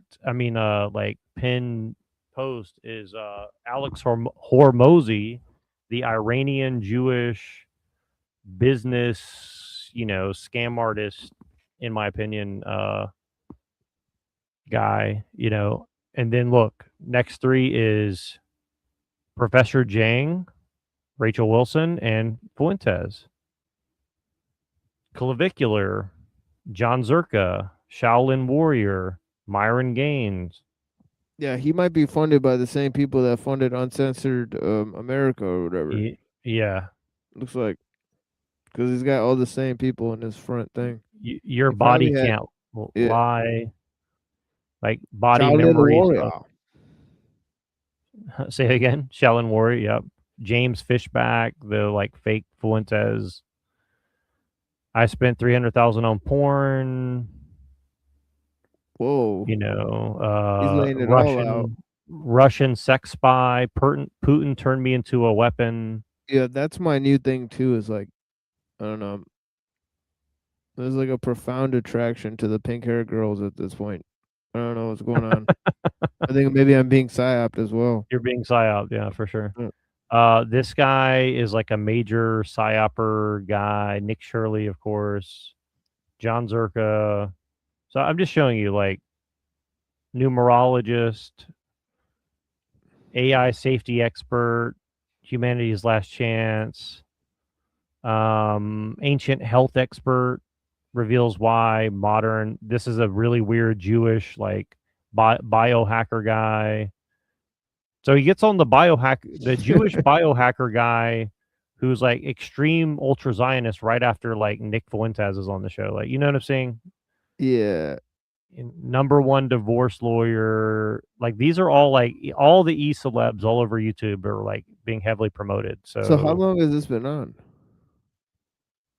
Which one? Just go to scroll up and then type and then go to oldest. Just click on oldest. Oh, yeah. Is that? So if you go back to his 1 year ago. No, that's the thing is his channel is like many years old, but he deleted all his former guys first, right? Yeah, he deleted all his old content and only is showing this new content. Wait. Look at the fourth video down. Yep. I ate a fetus. Like what? Yep. So this is how he started. Candace Owens, Justin Waller, And fetuses. Andrew Tate. This TikTok made me a millionaire. This hypnotist made $45 million. That's got to be one of the most clickbaity videos I've ever seen. Look and see. Look, Patrick Bet David. I'm telling you, it's like a Like it weird literally, like Scientology Jewish cult of people. yeah, but it literally had "I ate a fetus" written on the video. That's wild. I've never seen a video that weird. Like what a Well, weird thumbnail. and again, he doesn't get flagged, of course, right, for saying I ate a fetus or whatever, right? So Yeah, it's like what it tastes like, shrimp. Like that's pretty weird. yeah, it's just insane, dude. And see, I was in the CIA. So again, how did he get all these people? Just without explanation, he just gets like some of the biggest name people, Jews, anti-Semites, Professor Jang, of course. So yeah, I don't know. It's just pretty weird. So I'm just pointing out, like, yeah, pretty weird. So I'm just gonna let this play a little bit. Yeah, look at how one of her eyes is covered. Yep. Here we go. This is pretty weird.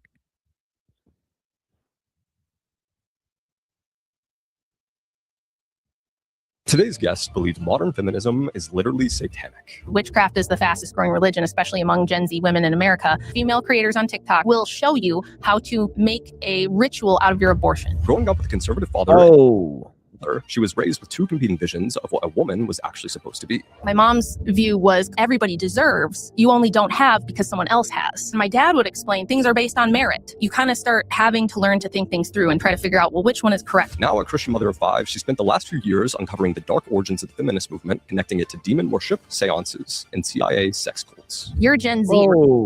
Do you know that almost a third of your generation was aborted? Abortion is a ritual sacrament for them. In this episode, we'll explore why she believes modern women are unhappier than ever, expose the dark rituals that shaped feminism in America, and question if this movement that promised women freedom was actually a spiritual trap designed by the devil. Elizabeth Cady Stanton said Pretty that much. if she could get rid of the Bible and Christianity altogether, wipe it from the face of the earth, that would be the best thing. But she said it's the most widely published and most influential book on the planet. So the second best thing we can do is Rachel Wilson.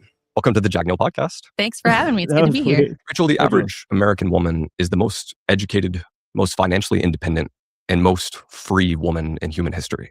Whoa, is that She's a wig? also the loneliest, most depressed, and least likely to have kids. Why do you think women are so unhappy in 2026? That's the million-dollar question. There's actually been two large-scale studies done trying to answer that question. I think the first came out in 2009. It was called The Paradox of Declining Female Happiness. And in this study, the authors in their summary said that women have reported, this is based on women's surveys when you're asking women their opinion on how they are doing in life, how they feel about things.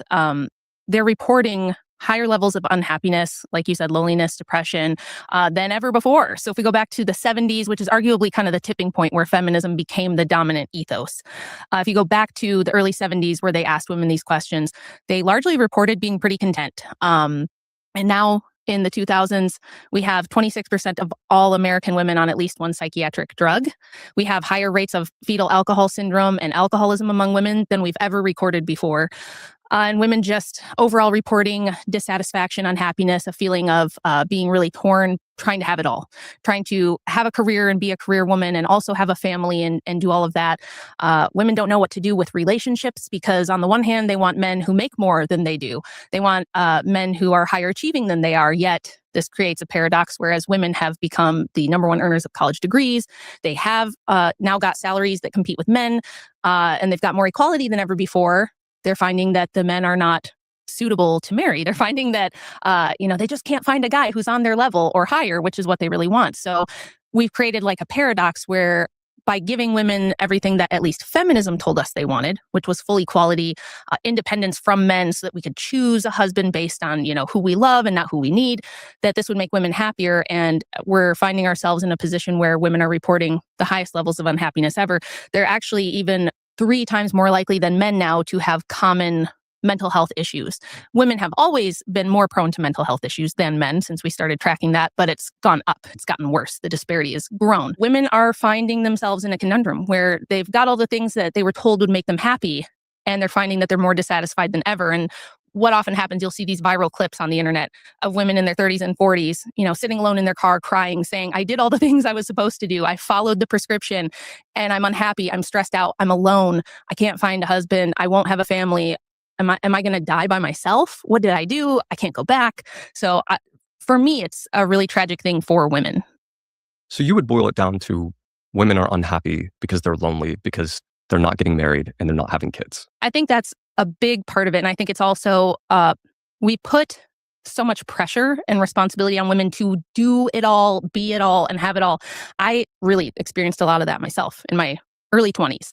So after I got through K through 12 high school, I was always a smart kid. I was always in like advanced classes preparing for college. I was given the message that you're definitely going to college. You've got to go. You're too smart. You can't waste your intellectual capacity by not going to school and having an important job. That's what you're going to do, like from kindergarten on. And by the time I got done with 12th grade, I thought, I think I just want to get married and have kids. Like, I really just want to marry my boyfriend, start a family, and be a mom. Like, that's what I want to do. And maybe someday if I want to have a career, I can do that later. People thought I was insane. Everybody around me, my parents, my friends, pretty much everyone around me just thought that was totally nuts. Like, what? You're not going to go to college? You have a full ride scholarship and you're not going to take it? You're going to regret it. It's going to be terrible. Your life's going to be over. So it was like, what do I do here? Because what if I want to be a mom and have kids? Like, I want to raise them myself. How am I going to do that if I'm gone 40 to 50 hours a week? Especially if I get a career that's like very demanding. Like if I want to be a doctor or something, where does that leave room for raising my kids? I'm going to have to outsource that to someone else. And I didn't like that idea. And when I said I thought that was kind of silly and inefficient, I thought, isn't that silly? I'm having children and I'm going to pay some other stranger who isn't their mother maybe $12 an hour or something to spend all day with them. And I might get to see them for a couple hours at night and on the weekend. And that's it. And meanwhile, they're not even with their kids. Exactly. So I thought we're all just It's like we're playing musical chairs with the children. And it's like, well, you raise mine so that I can go to work. And then someone else will raise yours so that you can go to work watching my kids.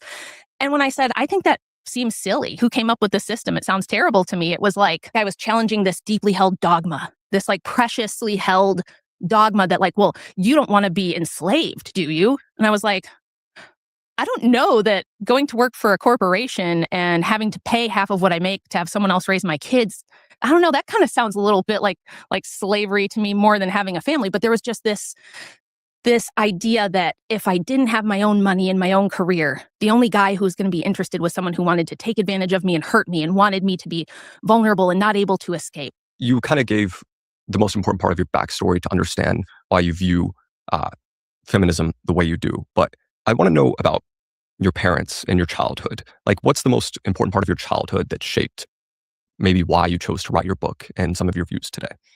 When I was 9 years old, my parents got divorced. And, my dad sat us down and explained that my mom had found somebody new. She was going to divorce him, and that he had to move out. And I remember asking him, wait, if mom got a boyfriend, you're not supposed to do that. That's against the rules. Why do you have to leave? That doesn't make sense. And my dad kind of got like tears in his eyes. And then I told him, I remember saying, I have a lump in my throat. It kind of hurts right here. And then he just kind of lost it. And my mother really didn't want to explain. It was just like, Dad's got to go. And this other guy's going to move in. And that was kind of like the beginning of everything changing for me and my sister. And I remember thinking, and I had people like adults in my life when I would ask, one of my mom's friends was babysitting and I was like, why? I know my mom wants a new boyfriend, but why does that mean that my dad has to move out? Now this guy's going to move in. Why can't me and my sister have our dad? And, I'm trying to figure this out as a 9-year-old. And the answer I kept getting was, well, your mom needs to be happy. And I thought, well, yeah, I want my mom to be happy. Of course, I love my mom. But what about me being happy? And what about my dad being happy? And what about my sister being happy? So that was kind of like the first seeds of me wondering, why is she the only person that matters in this equation? Shouldn't we all matter? And nobody had a good answer. So as I got older, my mother had been kind of radicalized in college as a Marxist and then started writing or reading Marxist literature, like The Mists of Avalon. It's like a feminist retelling of the Camelot legend. And it was from this very like Marxist feminist perspective. And she kind of adopted this view that like men are bad and evil, especially white men. the evil white men that have all the power are bad. The intersectional stuff, like the more oppressed you are, the more truth you have, and the more righteous you must be. And if you have money, or you own a business, or you're a white person, or you're a male, you must be bad. You must be oppressing someone to have those things. And Yeah, that was so kind of I her guess I worldview. don't know. I So guess we could pause it because like I don't know. I'm trying to like get in on this somehow to comment on what she's saying, but a lot of it describes her personal experience. I don't really think that could be discounted. I mean, honestly, I think a lot of what she's saying is true, but like I'm not sure if like um well, obviously she drew a dialectic between the Bible and feminism. So that's probably just true. But I don't think she really explained like, or she'll probably get into that, but she didn't explain like the actual root causes with like for example, right? Like what got women to go to work, right? And then like if they're the breadwinners, then then what causes them to find the men disfavorable, and why can't men achieve more than women can, right? If they're the ones who are controlling the society, right? So it's kind of like I don't know. And then obviously she's right though about the dad situation. That seems kind of fucked up that like her mom was the one that cheated on her dad and then he had to leave. That's pretty fucked up. But yeah. And there probably is a lot of white people who had to go through that or whatever, so that's pretty fucked up.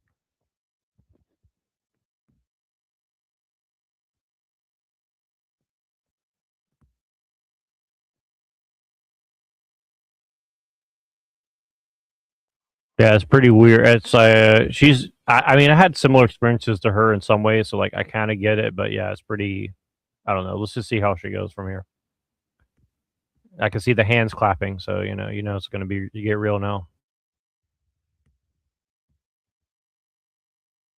I feel like they put that bottled water in the middle of this thing for like some sort of like weird reason or something. I don't know. The purple lighting as well, like the purple lighting, and you got the bottle in the middle, and Yeah, I've seen most this of the week before. living with mom, that's the stuff I would kind of hear filtered through, it kind of trickles out as you're talking about things growing up. And then I go to my dad's, and he was a business owner. He was a Rush Limbaugh guy, in the car, we'd be listening to Rush Limbaugh on the way to, my orthodontist appointments or something. So I grew up listening to him with dad, and my dad would explain things from a completely different worldview, like things are based on merit. It depends how hard you work for things, because a lot of people aren't willing to work hard, and those who are can potentially get ahead, even if they maybe started. I don't know if you can see it, but she has a tattoo on her hand. It looks like I just now noticed that. Do you see that? Or it's a discoloration or something, but I see a tattoo on her Yeah. hand there. Yeah, I think it's like this whole idea like do you want to be happy versus like this idea like um do you want to like work hard to achieve things? I think that's kind of like a false dialectic. Right? I don't know if and I don't know if women would say one rather than and then men would say the other. She is drawing that thing, but I don't think it necessarily ties. I know that's her experience, but I don't know if men are naturally meritorious and then women naturally seek happiness or or even if the system is designed that way, right? I think probably everybody in the system is like to a certain extent like obviously chasing happiness is a false thing, like there is no such thing as happiness, but then on the other end like if you work hard and like no you won't achieve more than some people who just literally haven't given like like a leg up. So I don't know.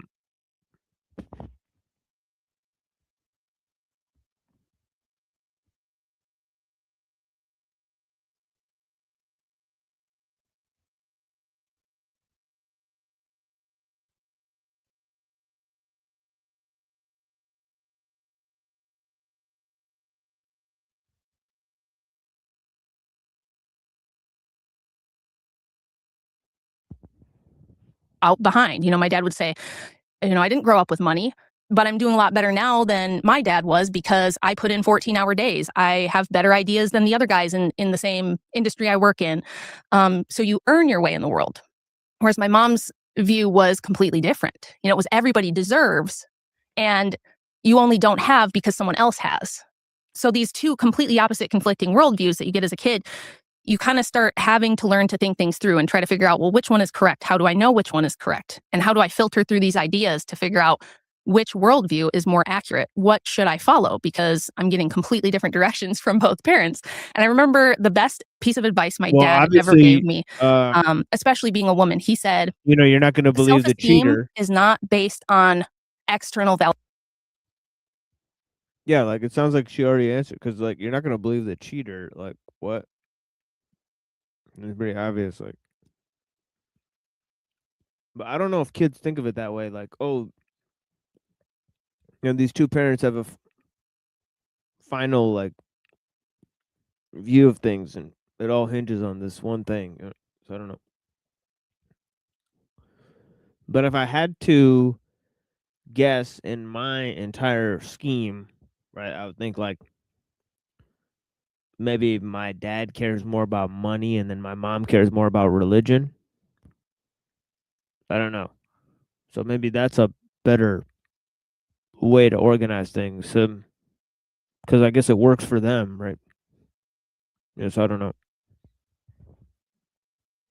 Validation. You will never get a sense of self-esteem, a true sense of it, from people telling you you're pretty or telling you they like you or saying you did a good job. You get your real self-esteem from making good decisions and learning that you can trust yourself to do the right thing. And that was one of the first pieces that I felt really clicked for me. That, maybe dad's onto something. Maybe his worldview is more correct. And as I went through school and saw that, if we had a group project or something, oftentimes people would want to be on my team. Oh, I want to do the group project with Rachel because they know I care about it. I'm going to try hard and I'm going to make, I want to get an A on the project. So they like the whole daddy's little girl thing, that might be playing up like some sort of Freudian archetype. I don't know. But yeah.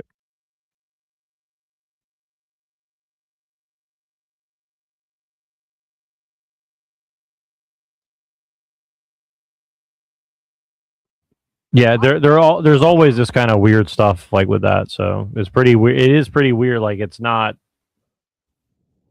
I would say that you have to read into the scripts that way for sure, in my opinion. Yeah, like the whole like, it's like what I'm hearing is like all the time like patriarchy, and then daddy, and then and then daddy was right, and then patriarchy, and so it's like it's a weird like situation, and then I don't know. And then she also kind of sounds like, and I don't mean this in like a mean way, but she kind of sounds like a little girl. And I don't know how much of that is on purpose, but like a lot of influencers, like female influencers. Remember we saw Dyer's wife was doing that same thing, like, oh, let's talk about. That's exactly right. Yeah, yeah, and she was dressed like as like a Disney character or something like that. So that's what I was saying. Like it seemed weird because she went on a high, like like a show where they have like Jordan Peterson on and stuff, and then she dresses up, like a little girl. So it's kind of like, and I mean, I'm not trying to be mean or anything, but it is kind of like weird, right? And I don't think I'm like somebody who's like not artsy enough to get it, or maybe I'm like too much of a too strict on like, I don't know, but yeah, I don't know.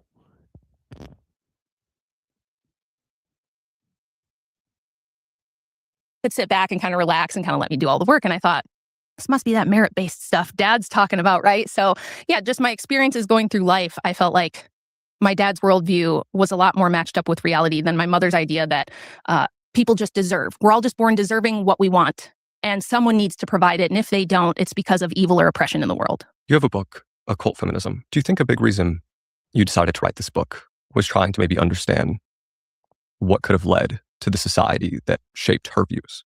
Oh, definitely. And I wrote it with the idea in mind that I have 4 daughters, and I hope to have a lot of grandkids. If the Lord grants me that, I would be so happy. And I wanted to make sense of the world, like you said.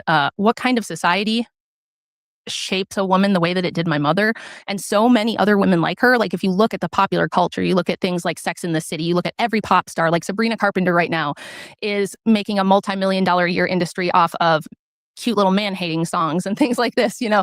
And I was trying to make sense of how did we get here? Because my mom wasn't around a lot growing up because of all her issues. I would get sent to my grandparents' house all the time, and so I grew up mostly with my grandmas. And one of them just turned 100 on April 1st, and she was probably the most influential person on me. And again, got a totally different view of the world from her than I did from my mother. And she was much more traditional and a very like practical, hardworking lady. Not political at all. Grandma didn't care about politics. She wasn't talking about politics. She was worried about, you know, getting the house clean, cooking dinner, taking care of the grandkids, those sort of things. And I feel like the world she grew up in was so different from the one that created my mother and from the one that shaped me. Almost everybody today kind of looks around and we all know that like something's off. Something's not working. Men and women are kind of pitted against each other, and we have these dating apps and like nobody's happy and nobody's having kids and nobody knows what to do about it. And everybody knows that something is wrong or something is off, but nobody really knows what it is. And it's right in our face. But because we're swimming in feminist waters, just like a fish doesn't know it's swimming in water, we don't realize that that's what it is. And that's why I was like, I've really got to write a book, because I feel like I could explain, now that I have done so much research and read so much history. I spent years reading early feminist writings, you know, going back to Mary Wollstonecraft or even before, which is something nobody does unless you're going to college for gender studies. And then, of course, you're going to read it through the lens of feminism was wonderful and it's awesome and it's great. But me reading it through more of a skeptical lens of like, I just want to know what happened. You know, I hadn't even decided that it was evil or satanic. I didn't know any of that. I was just like, I want to know what happened. I'm curious. Not what she wrote, but who is this person that wrote this and why did they write it and who funded it and who made it popular? Yeah. Why did somebody like Mary Wollstonecraft in the late 1700s, at the height of the Revolutionary period, why did she write Vindication of the Rights of Woman, which is like the first big feminist publication? The kind of the thing that started it all. Why did she write that? Like, what was going on in her life? What was the society like around her? What things prompted her to want to write such a thing? I would have started much earlier, right? And I definitely would have started with Filmer versus Locke, right? Filmer literally wrote a book called Patriarchy, saying that the children belong to the father. Right. And the fact is that the reason why they belong to the father is because the father is a small kingship. Right. It's a private dominion, just like the private dominion that God gave to Adam. Right. So Locke, he wanted to overthrow this because he wanted to overthrow the notion of the divine right of kings. Right. So he argued that basically when you're 18, everybody has natural rights. Or, once you reach the age of reason, is basically what he called it, right? You're able to emancipate yourself from the, get out from under the rule of your parents and establish your own rule, right? So I think this was a first step in dethroning the authority of,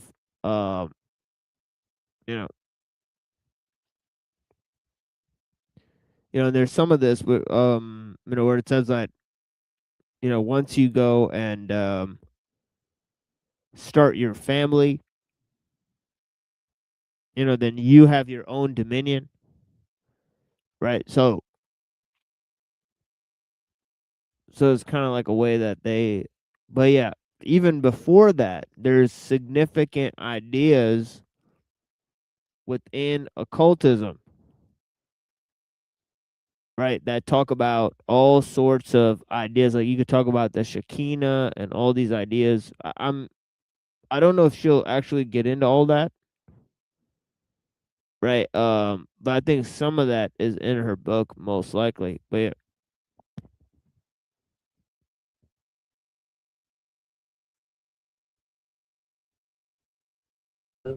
yeah. People respond to it. So I spent years reading that stuff. And then once I felt like, okay, I've got like a really clear picture on what I think happened, I want to write a book. And I really thought it would be for my kids and for my grandkids. I never thought it would blow up and become like a bestseller. I just wanted to help them, like as my daughters are growing up and they're deciding, do I want to start a family? Do I want to have a career? Like, which way do I want to go? I just wanted them to know the truth. This is my big thing with feminism is that if this is a movement for women, if it's for me, if it's for my daughters and it's for our benefit, we should know the truth about it. We should know the truth about how it came about, who pushed it to the forefront, who paid to push it to the forefront, why there needed to be a century and billions of dollars worth of propaganda, why the CIA had to get involved to create things like Ms. Magazine to push this stuff on the culture. Like, we should know that as women. If we are the benefactors of feminism, you could at least tell us the truth. I think it's very patronizing to say, don't look at that. Don't look at that. Just you don't want to be stuck in a bad marriage, do you? Don't you want your own money? So that's why I wrote the book, because I just feel like women deserve the truth about it. Rich, when most people think about how feminism actually started, they maybe think of early 1900s, women marching, figures like Susan B. Anthony, the suffragettes. But your book says feminism started thousands of years earlier. Yeah. Hey, really quick, do you have a 401k, a Roth IRA, or happen to have a lot of money in crypto?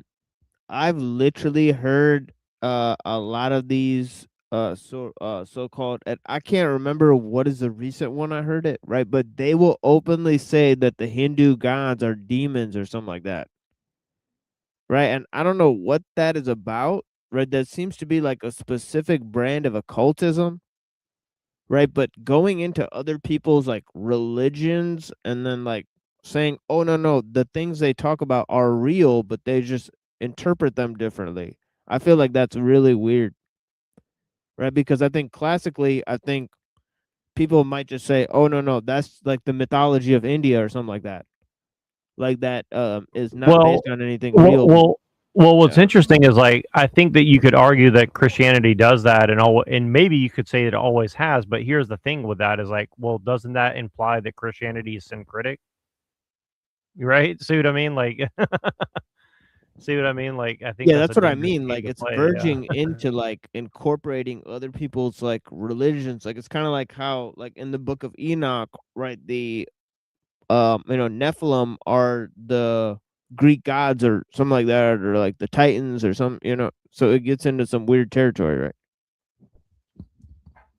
Well, I don't know if it's official, like canon or whatever. Somebody have to ask like Unseen or someone like that. But like I have heard, Enoch?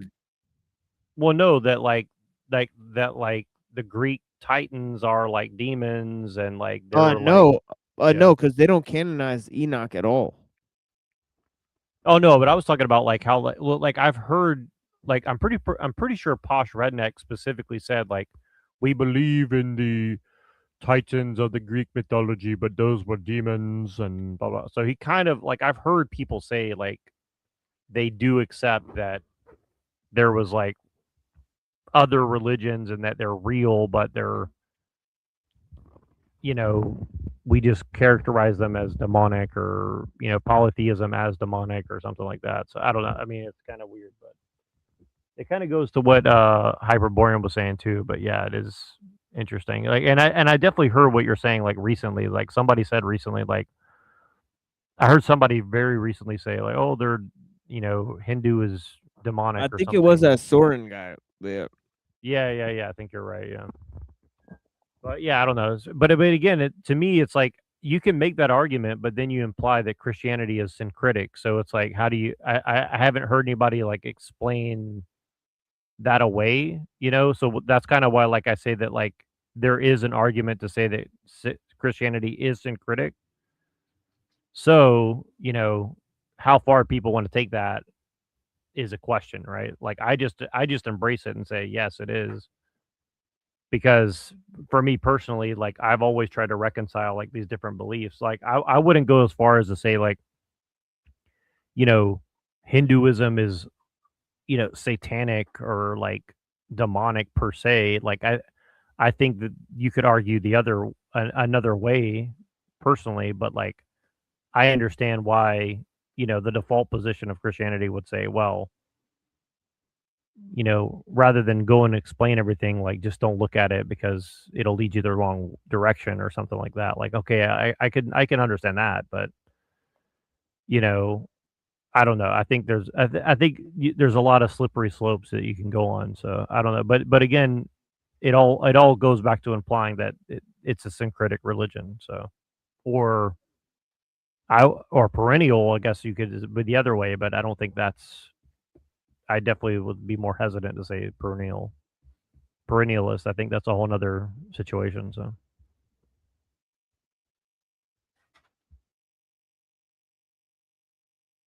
because you're definitely going to want to hear about this. See, the biggest supporters of this podcast right now are the guys over at iTrust Capital. And when they first reached out to me and explained what they did, it literally sounded like a cheat code. See, with their platform, you can convert your existing 401k or Roth IRA into one that lets you buy Bitcoin, Ethereum, and over 80 cryptocurrencies while maintaining the same tax-saving benefits. Now, of course, you can start a new IRA with them if you're bullish on Bitcoin and want to save on taxes if you ever decide to cash out. But if you're someone who already has a lot of crypto and you're worried about it getting hacked or stolen, iTrust also offers a PCA account, which is institutional grade level custody, meaning your assets are fully insured, ultra secure, and never sitting on any risky exchanges. So if you guys want to get access, just go to jackneal.com/iTrust or scan the QR code on screen.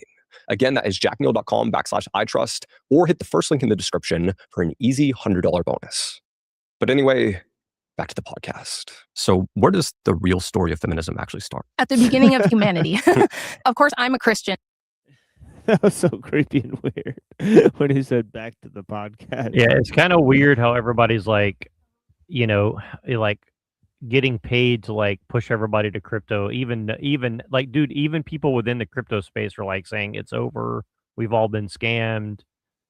And like people are still like, oh, convert your Roth IRA to fucking crypto. And it's like, I don't know. Like, it's pretty weird. I did buy crypto a few months ago just to try to see how it works, and I bought $50 of Solana, and I think right now it's worth $5, so I lost like $45 just buying it one time.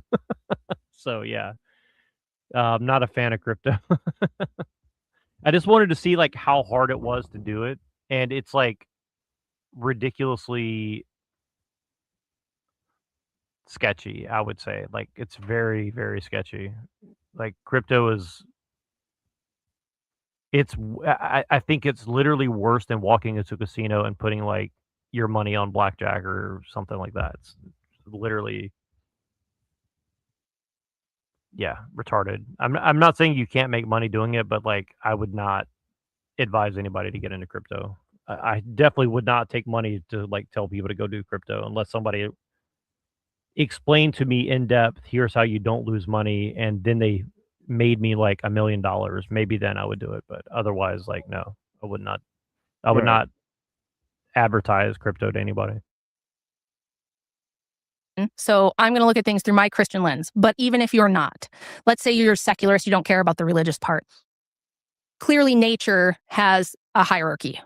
Men are physically stronger, physically bigger than women are. And that's why through all of history, until technology made it possible to have feminism, like if you're wondering, why did we never have this feminism stuff? Why didn't She's been watching your show, Machine. No, it's a point, like as we pointed out, it's even made by Angela Davis, right, in the New Left. So even the New Left has capitalized on this point, right? That that the Industrial Revolution actually made life for women worse. It's funny because like I was on that TikTok with that weird like liberal guy. The only reason I went on that guy's stream is because he had like 80 people watching, by the way. Yeah. And I know I made like really shitty arguments, but as soon as I mentioned Angela Davis, like he like, all right, you got to get off the stream now. because he's like, it's weird. Like if you mention, I've noticed this too. Like if you mention Angela Davis, like leftists get really nervous, and it's like Trotsky, Angela Davis, like it's like there's like certain trigger words like you bring. Yeah. That's pretty interesting. Because I guess they've seen it as like a conspiracy theory where they have a bunch of information that their scholars have come up with to try to debunk those claims, right? So I don't know. So they don't want to go through the whole thing where they provide their justification for why that's too simplistic of an explanation, and that's just, you know, Angela's opinion and so on and so forth. I don't know. Didn't take over until the last 150 years. It's because we needed an industrial revolution and then a technological revolution to create a world where women could be equal, meaning women can go out and earn a living just like a man. They can drive on roads that were built by men, in a car that was built by men and is maintained by men, to an office building that men built with an electrical power structure and telecommunications that are all built and maintained by men. And they can sit at a computer and have a job. See, this and is where say, it's getting bad, right? Because see, now those things are no longer built and maintained by men. You could possibly make that case during the Industrial Revolution, but of course it was less the case during the Industrial Revolution, but it's definitely way less the case during the Technological Revolution, right? Like, you know, there's guys that are literally wimps because they never leave their office space, right? So, you know, so this is the fact. They're literally stuck to using machines, punching in numbers almost all day sometimes, right? So this is the thing, is like, you know, so now she wants to emphasize that the system is ruled and controlled by men, but the system, right, has literally made men less powerful because women, it's made women equal to men. She's also saying that. So it's kind of like she's in a bind here. You know what I'm saying? It's like which one is more true, right?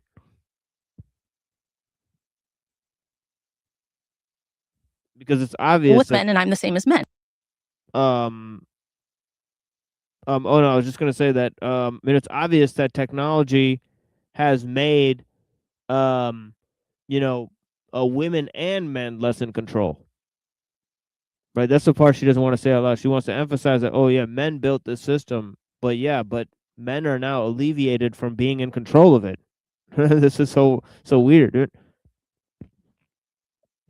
200-300 years ago, there was no such thing. If you were on a farmstead working alongside your husband, sure, you worked. You got up and you took care of the children, you milked the cows, you turned the butter, you did all of the, domestic agricultural stuff.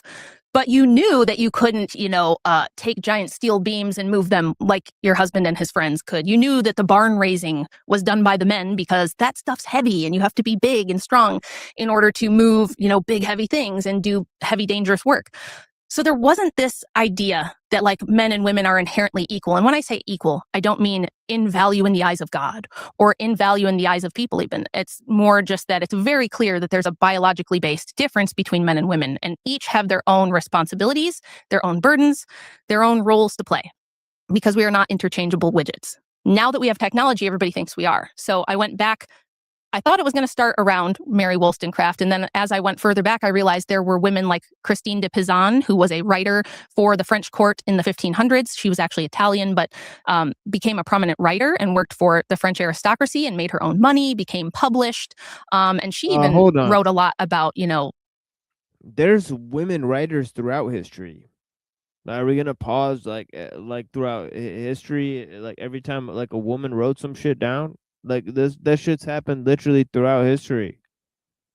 And so, how are we gonna like say, oh, some lady wrote some shit down in France?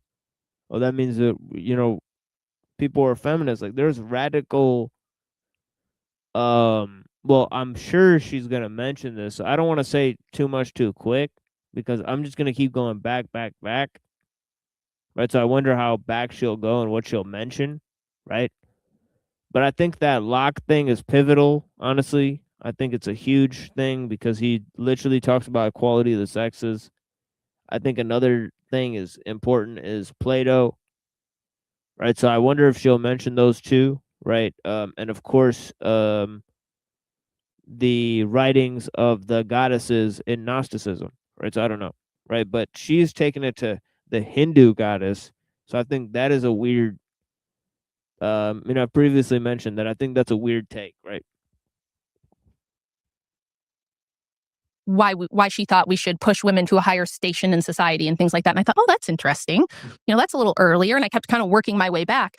And you realize that from the beginning of humanity, whether you think that's in the Garden of Eden or whether you think that's in ancient Mesopotamia, there's always been this hierarchical balance of men having a monopoly on physical force and women having a monopoly on reproduction and who gets to reproduce. What do I mean by that? If you look at genetic studies, each of us alive today has twice as many female ancestors as we have male ancestors. And the reason for that is because as a woman, all you need to do to, reproduce and make a genetic copy of yourself is be fertile. And some man is going to come along and he's going to fertilize you, right? That's really all you have to do. For men, it's never been like that. You've always had to either be able to, compete and dominate with other men by force or by having more resources or more wealth or status than them. You had to have, either had to take a war bride or get permission from a woman's father in ancient times in order to reproduce. And a lot of men died. That's actually seems totally false, right? Because motherfuckers were just jacking ladies, taking them as slaves and concubines. So I don't think they necessarily had to compete for resources to then go and, right? Like, I don't know how far back she's going. Is she going like to cavemen times, right? And if you're a Christian, you don't believe that cavemen actually existed, right? You believe that's totally fake and gay, right?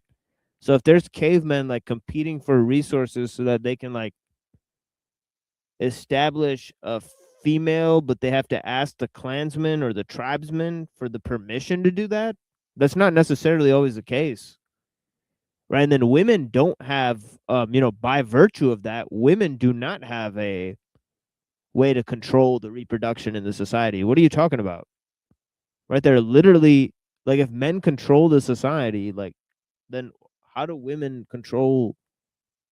I don't know. I just think it's like pretty weird. But yeah, I don't know. It's a weird take, right? Because like you could just go to the Bible, right? They took like they killed all the men, they took all the women, right? And they're like, let's split up the ones that are can have children, right? Pretty much. And I think they were pretty much little kids too. But yeah. So they split up like child sex slaves. I don't know. So yeah, how's she gonna explain that one? I don't know. Before they got the chance to do that, whether in war or by doing dangerous work, things like that. So there's always been this kind of hierarchy.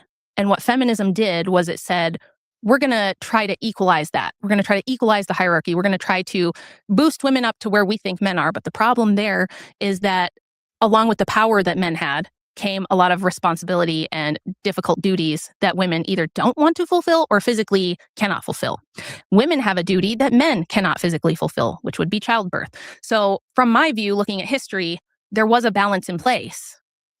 And what feminism did was threw the balance off completely and shifted a whole bunch of power to women without the corresponding duties and responsibilities and accountability that would go with that. So if you look at ancient times, you had women's only agency was things like temple prostitution, being a priestess. We're talking about pagan times, like ancient pagan Rome maybe would be a good example of women can either marry into wealth, power, and status, they can be born into it, or they can do something like become a temple priestess or a temple prostitute or something like that. And that's, I guess, a form of like sexual liberation in ancient times. And when Christianity came along, it kind of did away with that and elevated women to more of holding them in a virtuous position. Not treating them as, sacrificial lambs. We're not, sacrificing virgins to angry gods or anything like that. We're saying, no, women should be protected and provided for. They should be venerated as mothers and good. In the 15th century, right, the Pope absolutely, right, they absolutely, like, married their own, like, one of the popes married his own sister, right? Another pope had an illegitimate child, right, and had sex parties where they trafficked women in the sex parties.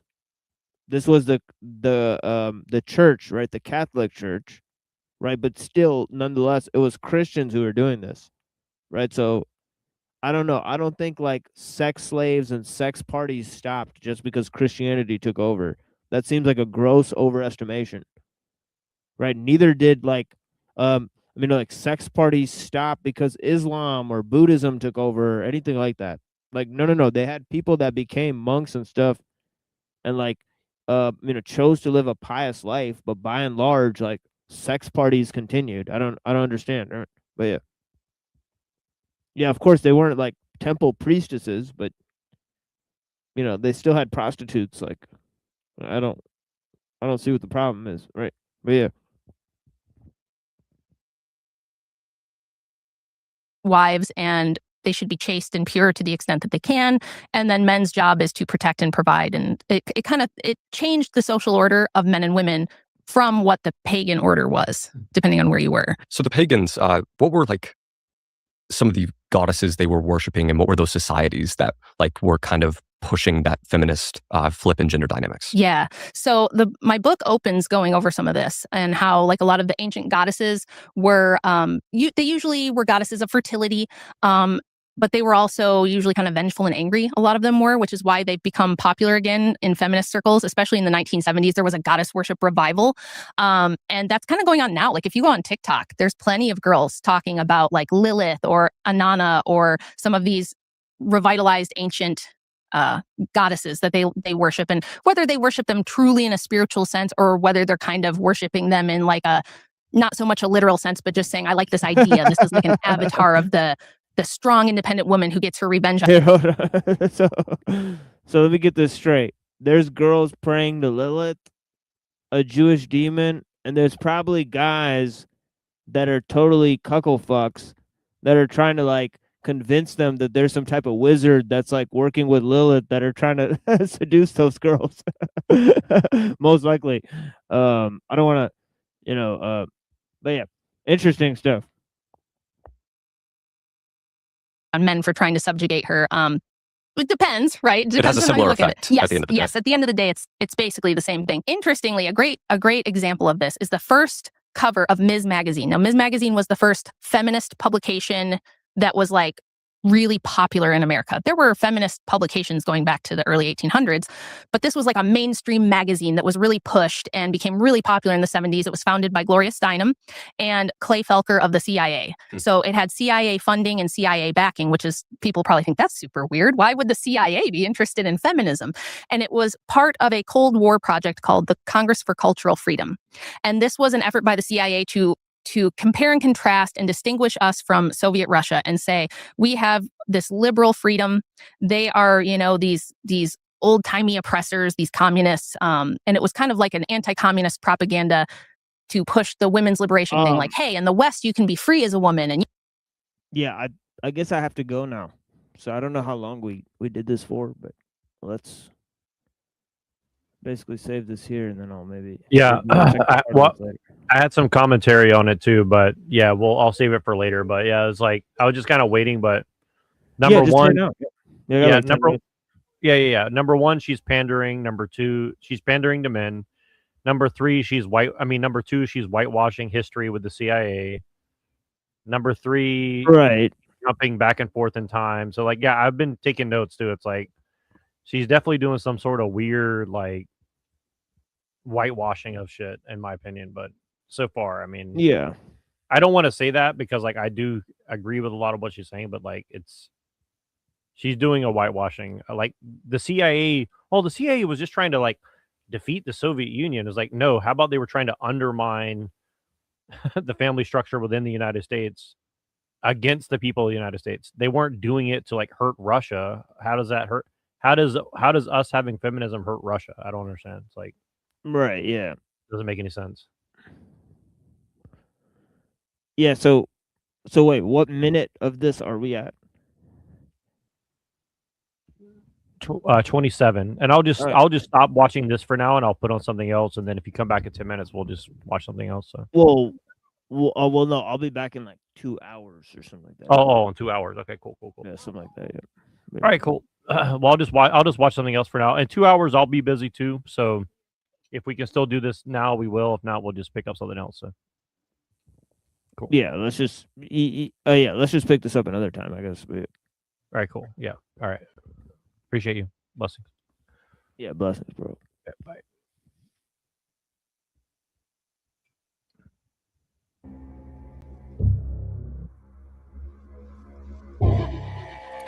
Um, hello, friends, psychopaths, psychopathic friends, people who are wrong but very committed to their opinion. Oh, wait, is that Riding Jules? Podcast.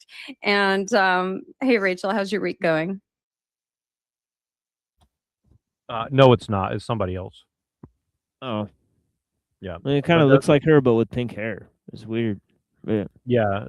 Well, this is something where I guess now everybody's saying how Kurt Cobain was killed by basically the CIA and Epstein stuff and stuff like this. And so now everybody's finally caught on to this thing I've been saying for 20 years, which, and it, you know, to be fair, I never really had like a lot of evidence for it. And frankly, I don't know how much the evidence they have of it now, but it is very interesting that now there's like tons of videos that just came out saying like, you know, Kurt Cobain got killed because like he knew about Epstein and knew about child trafficking, and like I don't know if that's true or if this is just like more psyop or not, but he definitely was deep into the occult, and he definitely knew like William Burroughs. So you know, like it wouldn't surprise me if there's some truth to it for sure. And also like Dave Grohl was involved with shit, and like everyone around Kurt Cobain was definitely involved in like some really bad stuff. So I mean, nothing would surprise me for sure.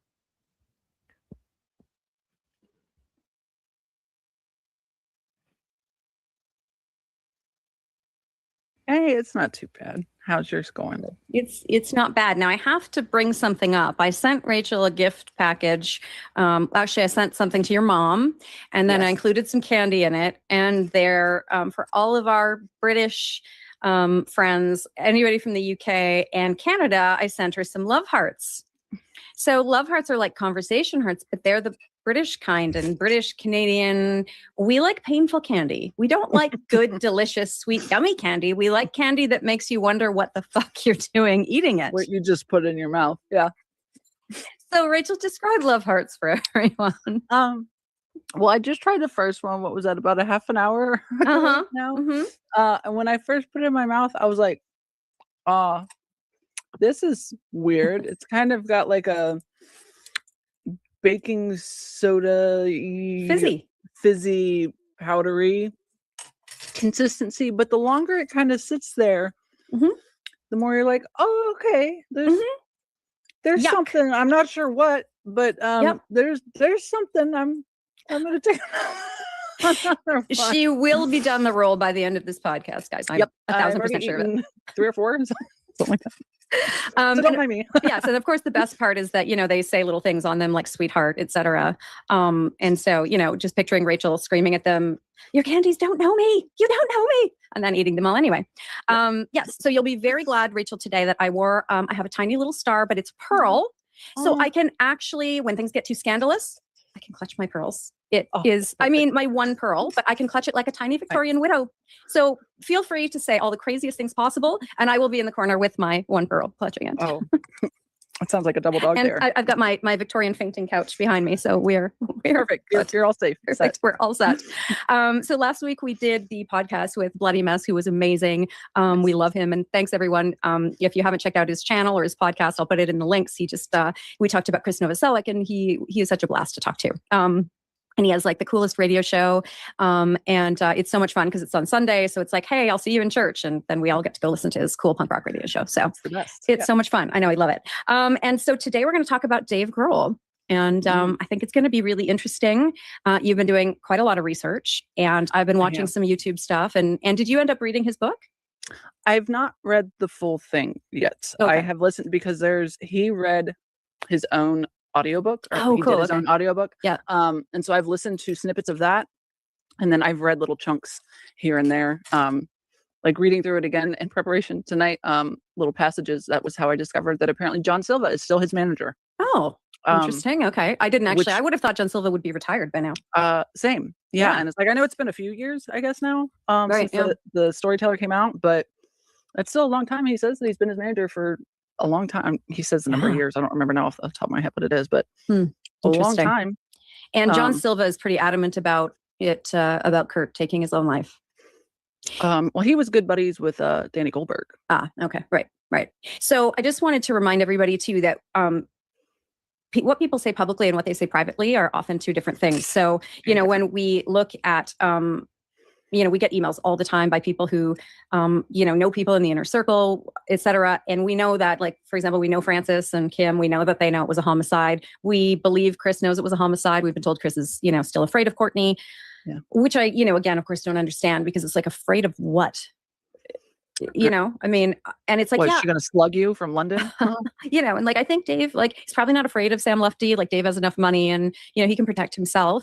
You know, and it's like, you know, like John was saying to me today, he's like, Michelle, you know, not everybody believes in like morality, black and white in the way you do. And I don't believe in like pure morality in black and white. Of course, I like Robin Hood, who steals from the rich and gives to the poor. Of course, I would say, oh, you I don't give a fuck if anybody, you want to burn down a Tesla factory. That's, you do you, man. I don't care. Listen, but so no, I don't just like think, you know, rights and wrongs, but there are two things that I just don't condone ever. And it's, of course, sexual assault and homicide. Now, a homicide, if you get in a fight with somebody at a bar and you don't mean to kill somebody, or if, you know, genuinely, if someone is, if they're torturing you, like, and you have a restraining, like a self-defense, like a, you know, in a domestic situation, I understand, but none of that is none of these things. And so, you know, premeditated is never.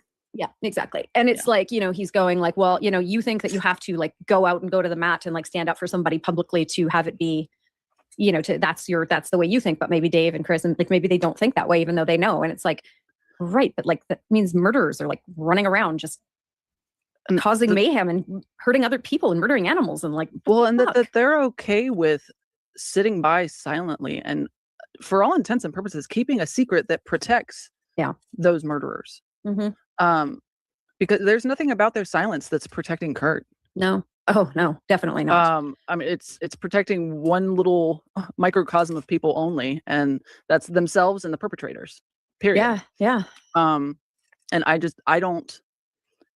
I have tried really hard to come at this from an emotional angle, a psychological angle, and investigative angle, like all of those rolled into one. To try and like put myself into their shoes as best I can, obviously without actually knowing them personally. And I have theories of things that I think may be contributing factors or possibilities, but they're the only ones that know why they chose and continue to choose the way that they do. And they both have very deliberate and specific responses to the way that they talk about his death. Yeah, absolutely. You know, you know, I tend to like, obviously I've been watching clips about Dave, you know, in prep for this. And I think, you know, I genuinely think we have a better shot with Dave reading the science and going like, oh, okay. Like, why don't we at least check? I will never understand how the pushers of the original narrative don't go, okay, fine, just reopen it. Who cares? Like, it's not like the police aren't wasting money on plenty of stuff. So why don't we just put this to bed? Let somebody do a real investigation, and then we'll go away. Mark told the police that when we went in there. Mark Larson, he's like, give this to Rolf, who is the cold case detective. He's smart. He will not. I don't think he will lie to protect anyone. If he says it was self-inflicted, we'll go away. Nope. Because my thing with that is that it's like, why are you so against it being double checked? Exactly. Like, if you're so positive and so certain and believe so wholeheartedly that the facts and the information that there is no possible, feasible, in any world way that it was anything but self-inflicted, why can we not verify that? Why can we not do a double check to make sure that you're correct? And that there isn't this man whose life was stolen and his legacy and history and everything rewritten by the person that did it to him. Exactly. I know. Like, unconscionable. It's, you know, and again, like, if I died, I would want, you know, him resting in peace, whatever. And even if I did take it, you know, even if I was like, okay, I'm going to do this thing, and that's my right as a human being.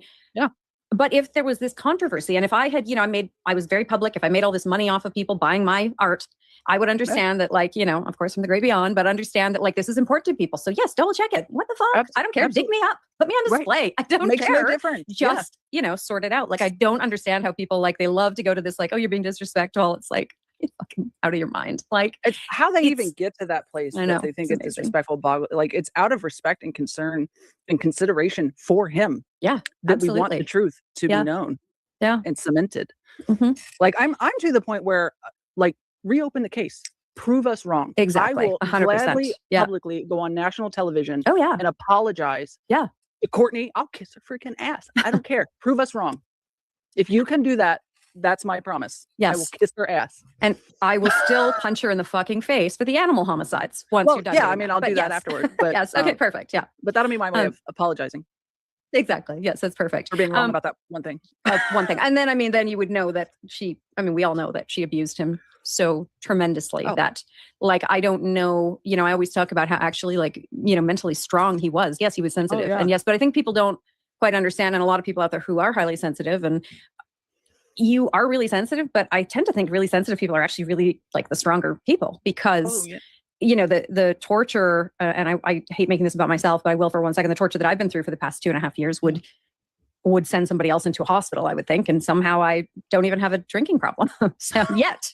I mean, I tell We'll give you it all till the the end of the time. year, but I tell you all the time, you're one of the strongest people I've ever. Like, I don't know really anybody else that could handle all that you have and still be sane like you well, are. partially. I- Thank you. But I mean, Mostly. yes. But it's really just like, so people, and I know that, like, I've taken the Elaine Aron test a million times, and I know that I'm a highly sensitive person, not an empath, but just like, and physically I like, I physically, I have lupus, and so my skin freaks out about stuff, and I'm just like very weirdly sensitive, but I've gotten through the, the torture, and I do mean that genuinely, the daily torture. And I'm still here, and I still get up and fight for this shit every fucking day. So I know that if I can do it, that as a sensitive person, that other sensitive people probably do the exact same thing, like you and like everybody that is highly sensitive. And that's what people, everybody knows Kurt was that. And I guarantee you, he did fucking get through it somehow. And he was going through torture that is from that vile, just deplorable piece of shit. Imagine living with that for 2.5 years. The torture it inflicted on him. Amount of mental and I don't mean this as like a criticism, but the amount of mental gymnastics he would have to walk himself through on a daily basis to cope with that. Mm-hmm.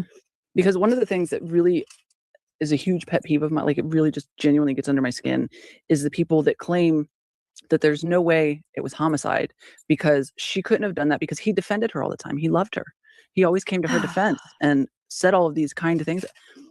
Have you never seen somebody in an abusive relationship defend it's so common, vehemently and adamantly and consistently defend their abuser? Yeah. To everybody? Yeah.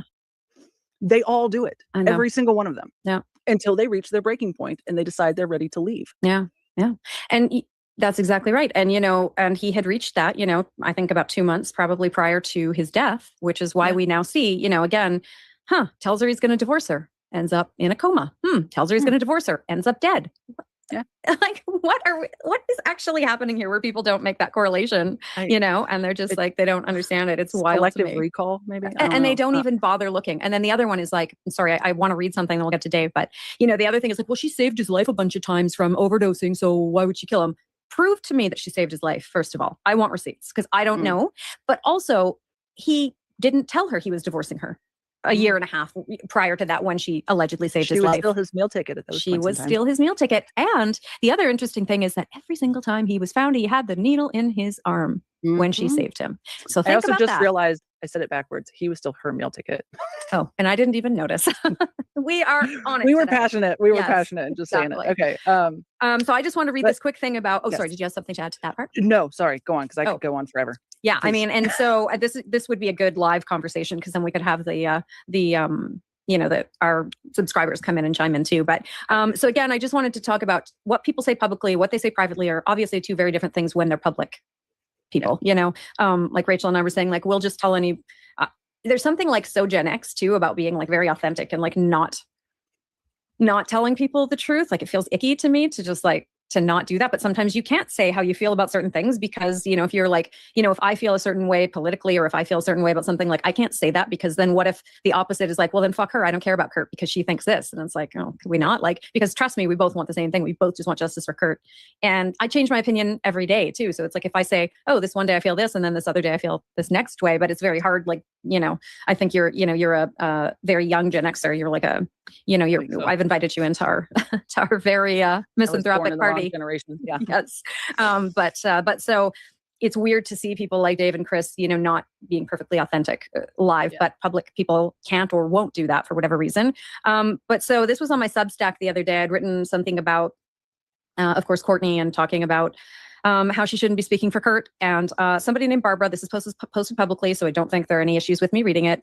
Hi, Michelle. Nice to meet you. I didn't know Kurt personally, but we represented Nirvana and Kurt's estate, and I started after his death by a few years. Most of what I know is highly confidential. I chimed in here about your death as it's pretty much common knowledge by anyone privy to the details that his death was not a suicide.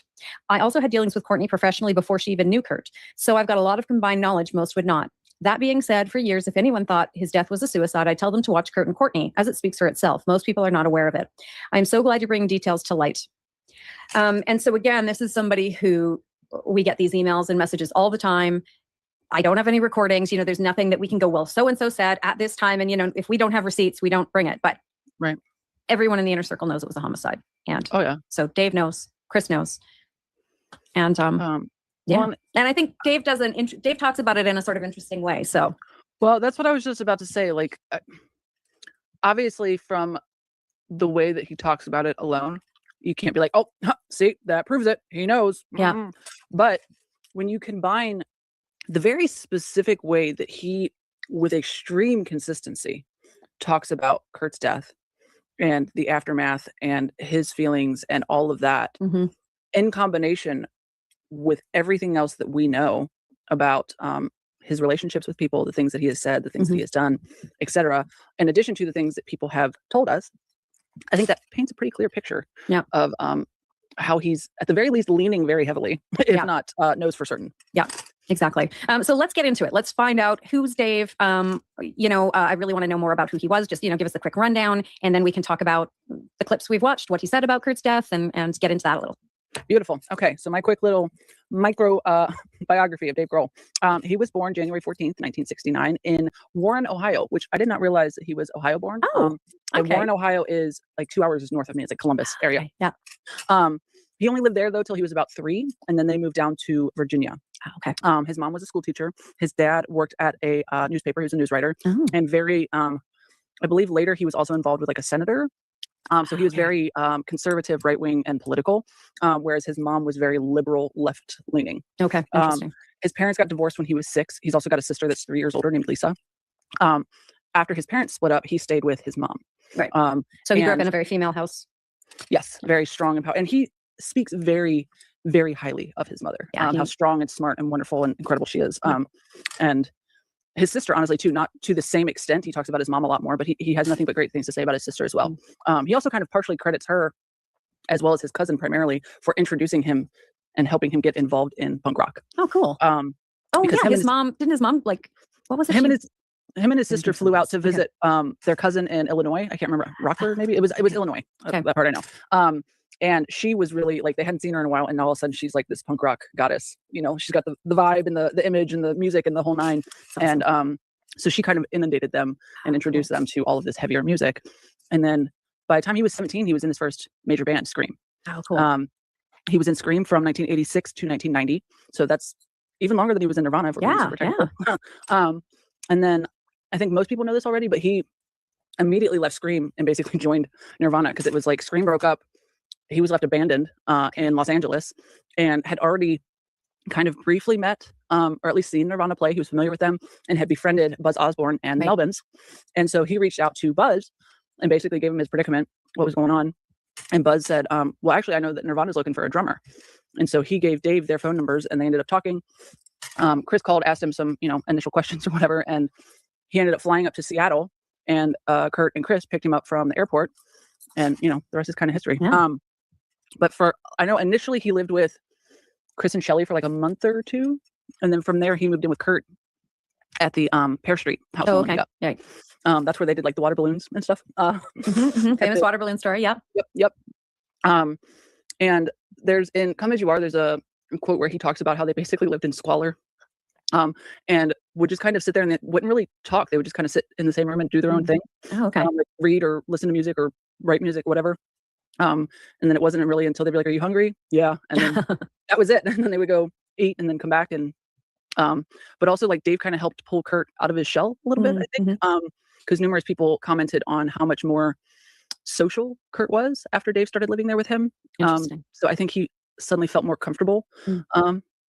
Maybe that would be my interpretation anyway. But because I mean, he'd lived in Olympia for a while by then. So I don't think it was just Olympia alone. I think it was something to do with Dave's, I don't know, energy, aura, whatever that kind of helped push him to be a little bit more out there. I guess. Yeah. Yeah, definitely. Dave seems like sort of, very extroverted. Oh yeah. Yeah. Oh yeah. Yeah, he's very I think he calls himself kind of like a party guy, or at least he was. Mhm. Wow. And at that point he was 17 and Scream would have been like 21 Oh yeah. ish Yeah. at this point.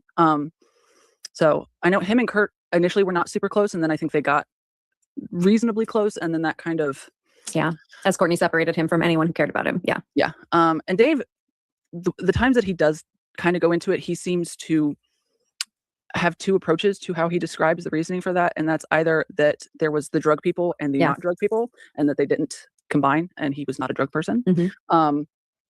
or that things had just gotten weird and they had just kind of grown apart, and that things were tense, and that basically there was nothing he could do. Mm. That he was powerless to whatever was happening, and he's actually said that last bit numerous times, like that that there was weird stuff going on, and that it was just kind of like he was powerless. Everybody was powerless to do anything about it. That Right. like that's something had been set up that was just going to play out as it was going to play out, and nobody could do anything about it. Which I think is kind of a cop out, my personal opinion. Yeah. Because if you know things are tense and weird and something is wrong, Yeah. with somebody that you care about, you don't just sit there and let it play out. You try to help. Yeah. Especially if you know there's heavy drugs involved. But I also know that Chris and Dave, that wasn't their scene. So Yeah. Yeah. and Chris in particular, I know was really angry at him, very, very judgmental. Yeah. Yeah. Definitely. Yeah. Whereas Dave, I think, was less so. Like he Right. was, he obviously he didn't like embrace it or anything, but Mhm. he was not nasty and critical and judgmental and really harsh to Kurt about it the same way that Yeah. Chris was. Right. Okay. Yeah.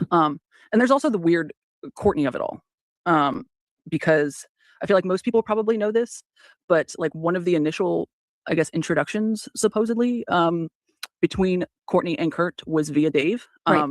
That they supposedly I know there's so many different fucking yeah, stories about how Kurt and Courtney met. Yeah. Yeah. I But mean, supposedly- stalking. We know that much that she was stalking him. Yeah. without a doubt, that's factual. But supposedly towards the end of 1990, I believe it was December of 1990, Dave was dating Jennifer Finch, who was a good friend at that Okay, point in yeah. time of Courtney Love, and so the two of them ended up meeting. And Dave at that point would have already been in Nirvana. Okay. Fairly recently, but he would have been in Nirvana. And Courtney divulged to him that she had a crush on Kurt, and he told her that Kurt liked her too. And she supposedly didn't believe it, but gave Dave a heart-shaped box full of knickknacks and little treats and presents or whatever to give to Kurt. And she claims I don't that the buy it. final, I don't either, because the final bit of that whole story is that Courtney claims that if she had remembered that Kurt had rejected her after that, she never would have pursued him again. Like Okay. she would forget that somebody she was going after rejected her. Indeed. outright. Yeah. Oh my god. Don't buy she that for said a second. No. But what Um, about the thing where she met him after Billy rejected her because his girlfriend was there? What about well, that story? That's a really it's a really good question, She's because pathetic. just in the book Come As You Are alone, there's like at least three different And they like, don't meetings. go like, do they say in the book, like, we have no idea what to tell you because everything that comes out of no. her hideous mouth is like vomit or a lie? No, It's like, Michael Azarad lies. Michael Azarad basically says that the first time she saw Kurt was at, I think it was the Satyricon in 1989. I don't know that I buy that.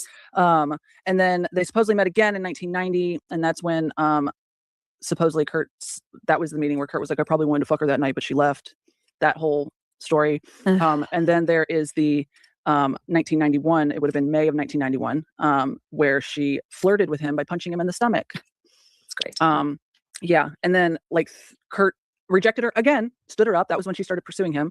He stood her up, wouldn't answer her phone calls, would like agree to dates when he did talk to her and then not go and not answer her calls, things like that. Then she was dating Billy Corgan that summer. And then all of a sudden she's flirting with Kurt again at what festival was that? Was that Reading? Or I want to say it was Reading because it was overseas. But because she made some joke about like, I hope you get fucked tonight because he left with two girls or whatever. And Yeah, that sounds like but she was there with Billy Corgan. And then next thing you know, like the end of that year, they're together.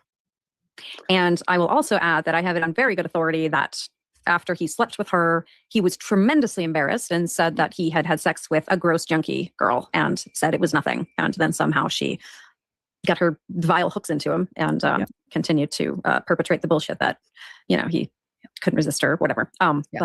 So. But so Dave supposedly had a hand in.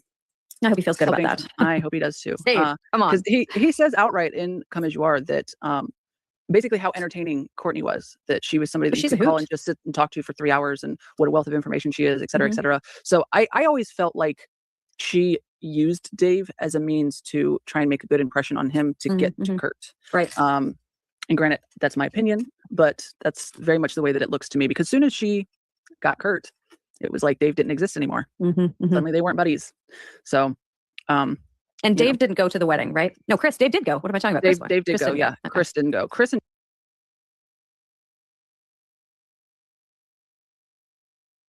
death of Kurt Cobain. I believe that I found some interesting information regarding the death of Kurt Cobain that has never been covered in this way before. Being a huge Nirvana and Kurt Cobain fan, I have researched this topic ad nauseum. Not only that, but I have something interesting that not very many people have. I have inside information from Geffen Records from the 1990s, which is the label that Kurt Cobain was signed to when he died.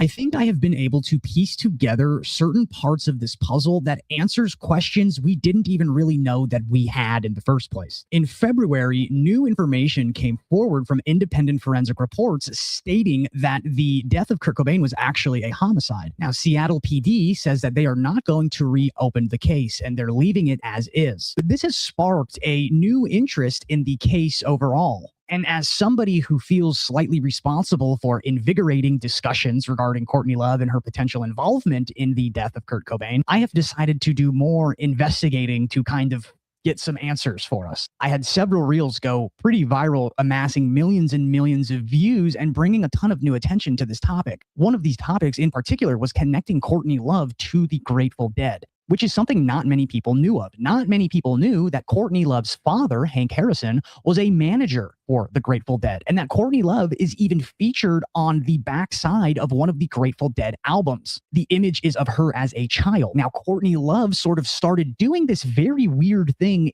amidst all of this kind of new attention and resurfacing of these events. One of the things she did was she reached out to Candace Owens and started talking to Candace about how she was involved in all of these various things that were kind of Fed adjacent, and Candace kind of like started covering for her in a very peculiar way. Now, I have covered that in past videos, and that is not the subject of inquiry today, but I think there is a bit of a guilty conscience here and a need to feel like she needs to sort of cover up and do some shrouding for some things that may be coming in the future, like potentially something like this video. For those of you unfamiliar, I have broken this down in the past, and I have tons of videos on my Patreon and my YouTube explaining this stuff. But for now, what we're going to do is I'm going to do a brief breakdown of all of that information so you can have it for this video because it is vital. Long story short, Courtney Love was directly involved with 3-letter agencies. She was used as sort of a sex kitten and as a drug trafficker, introducing new drugs to different scenes. Scenes like the grunge scene, as well as scenes like the punk scene.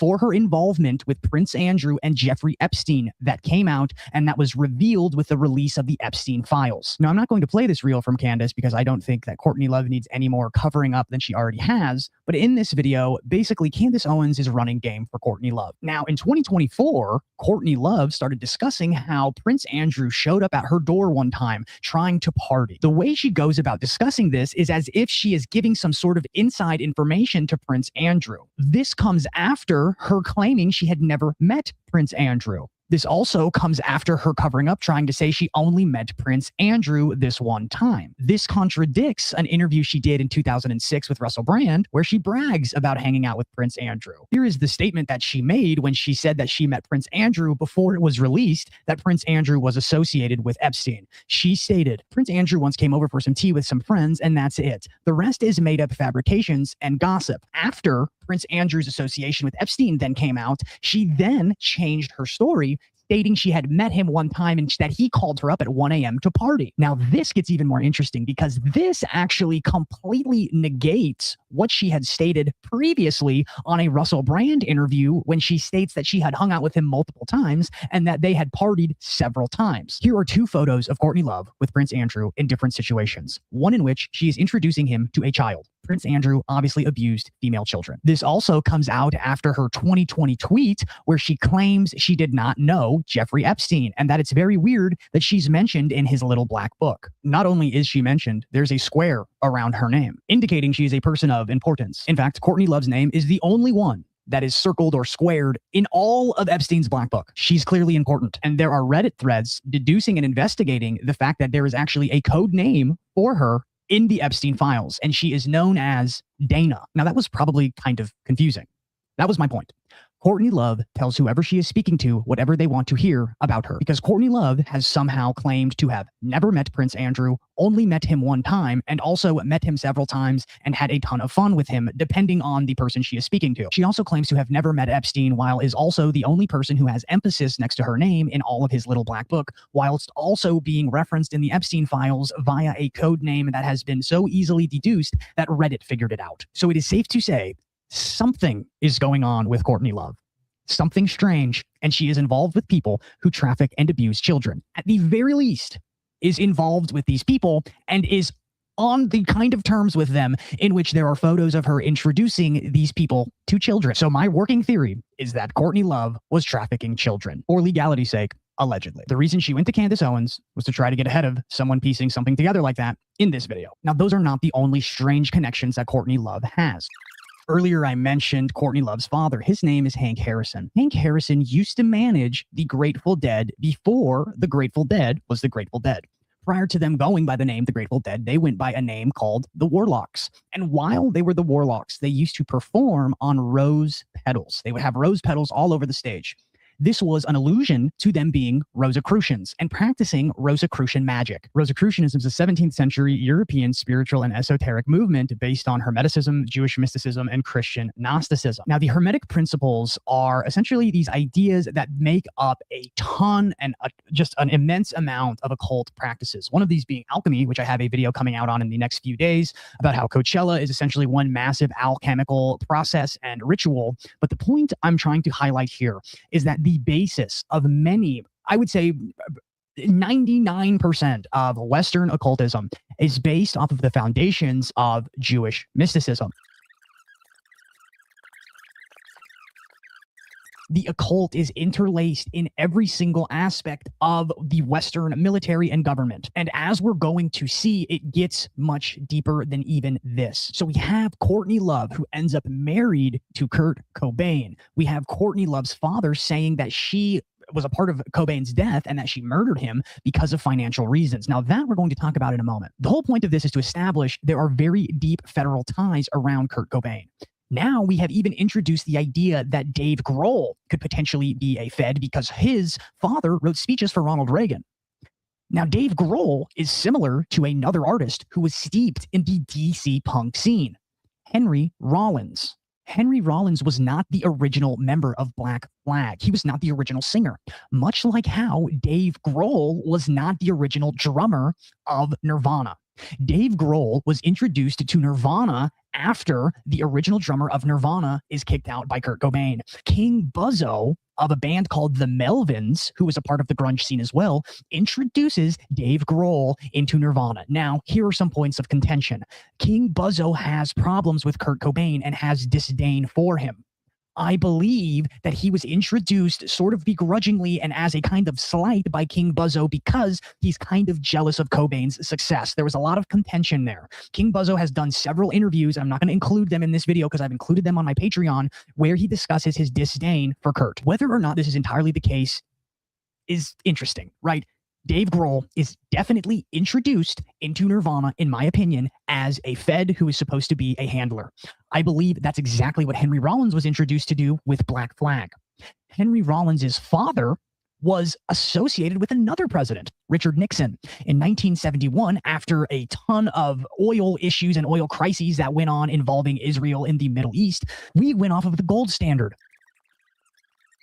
Henry Rollins had his quote-unquote best friend and potentially gay lover murdered in Henry Rollins' presence. And he died under very mysterious circumstances, kind of in relational circumstances to what happened with Kurt and Courtney. Henry Rollins and his friend Joe were walking back from the Whiskey A Go-Go while they lived together in Venice Beach, California. Suddenly, a man appeared and he murdered the person Henry Rollins was with. Here's where this gets even more strange. People believe this is because Rick Rubin had parked his Rolls Royce in front of Rollins' house several days before. And potentially the person who was trying to rob Henry Rollins saw that and knew that Rollins was worth a lot of money. Henry Rollins then took a jar of dirt and put the blood of his friend inside of that jar of dirt, and he now sleeps with his friend's brains next to him to this day. It is also rumored that he was coming back from a meeting with Courtney Love with Joel when this happened. This is where the theory sort of begins to really emulsify. I feel like Kurt started to figure some things out about the nature of the music industry, about who would potentially profit off of them, who these people really are, and what they really believe. At this time is when I looked into Kurt's alleged best friend. Because if all of these people are surrounding Kurt and they all have ties to feds, his best friend has to be someone who doesn't, right? Wrong. Who I found, actually, who is apparently and was allegedly Kurt's best friend, he has ties to the Department of Defense, actually. This is Dylan Carlson. Dylan Carlson and Kurt Cobain go way back, all the way back to Kurt's time in Aberdeen. If you know anything about Aberdeen, Aberdeen is the small town Kurt is from. Grunge really got its start in Seattle, but it was perfected in Aberdeen, Washington, where Kurt Cobain is from. In fact, Kurt had a ton of issues with people thinking he was from Seattle because Kurt was always seen as an outsider. And one of the people that was always standing on the outside with Kurt was his good friend Dylan. They both felt alienated in the dead-end town that was Aberdeen. And as they got older, they drifted further and further into music. While Kurt formed Nirvana, Dylan ended up founding a drone metal band called Earth. Dylan was insanely successful, as was Kurt. And this is where the story gets really, really dark, because they were such good friends that the last thing, according to mainstream sources, that Kurt Cobain ever interacted with was a gun. This gun was bought by Dylan Carlson. So the gun that was used to kill Kurt Cobain was bought by his best friend, Dylan Carlson. And if all those things I pointed out before weren't enough, this is where it gets even stranger. Dylan Carlson's father worked for the Department of Defense, and he was the child of the military-industrial complex. So even the person closest to Kurt outside of Courtney was a Fed's child. This goes to show that every single person close to Kurt Cobain had ties to the federal government, even down to his best friend from childhood. This is where we start to get into the why. Why would Kurt be a person who was seemingly potentially targeted since his childhood? This is weird, and this is where the explanations, where occult ideologies have to start becoming relevant. The people who benefited financially from Kurt's death were two people in particular. You have David Geffen as well as Zachary Horowitz. David Geffen is the owner of Geffen Records, and he is the individual who got Nirvana off of Sub Pop Records. Once Nirvana left Sub Pop Records is when Dave Grohl entered the picture, and Dave Grohl became one of the handlers of Kurt Cobain. So that way they could always have an eye on Kurt, and Dave could always be in the mix musically, having that federal connection. Where this gets even crazier is the fact that David Geffen also had ties not only to Courtney Love, because David Geffen was roommates with Courtney Love's father, Hank Harrison, but also had connections with none other than Jeffrey Epstein. And here is where the cookie begins to crumble, because at this time is when Courtney was introduced to Nirvana as well. So we have grunge music beginning to swell. Kurt's influence is beginning to really grow. The egregorical little g god that is grunge is starting to grow and swell. The people have begun to choose their prophet as Kurt Cobain. His power is rising immensely. So they introduce Dave Grohl to keep a handle on Kurt while they're in rehearsals and they're doing their shows and doing everything else. Courtney Love is then injected, and she is already a Fed and a drug and potentially human trafficker that is in with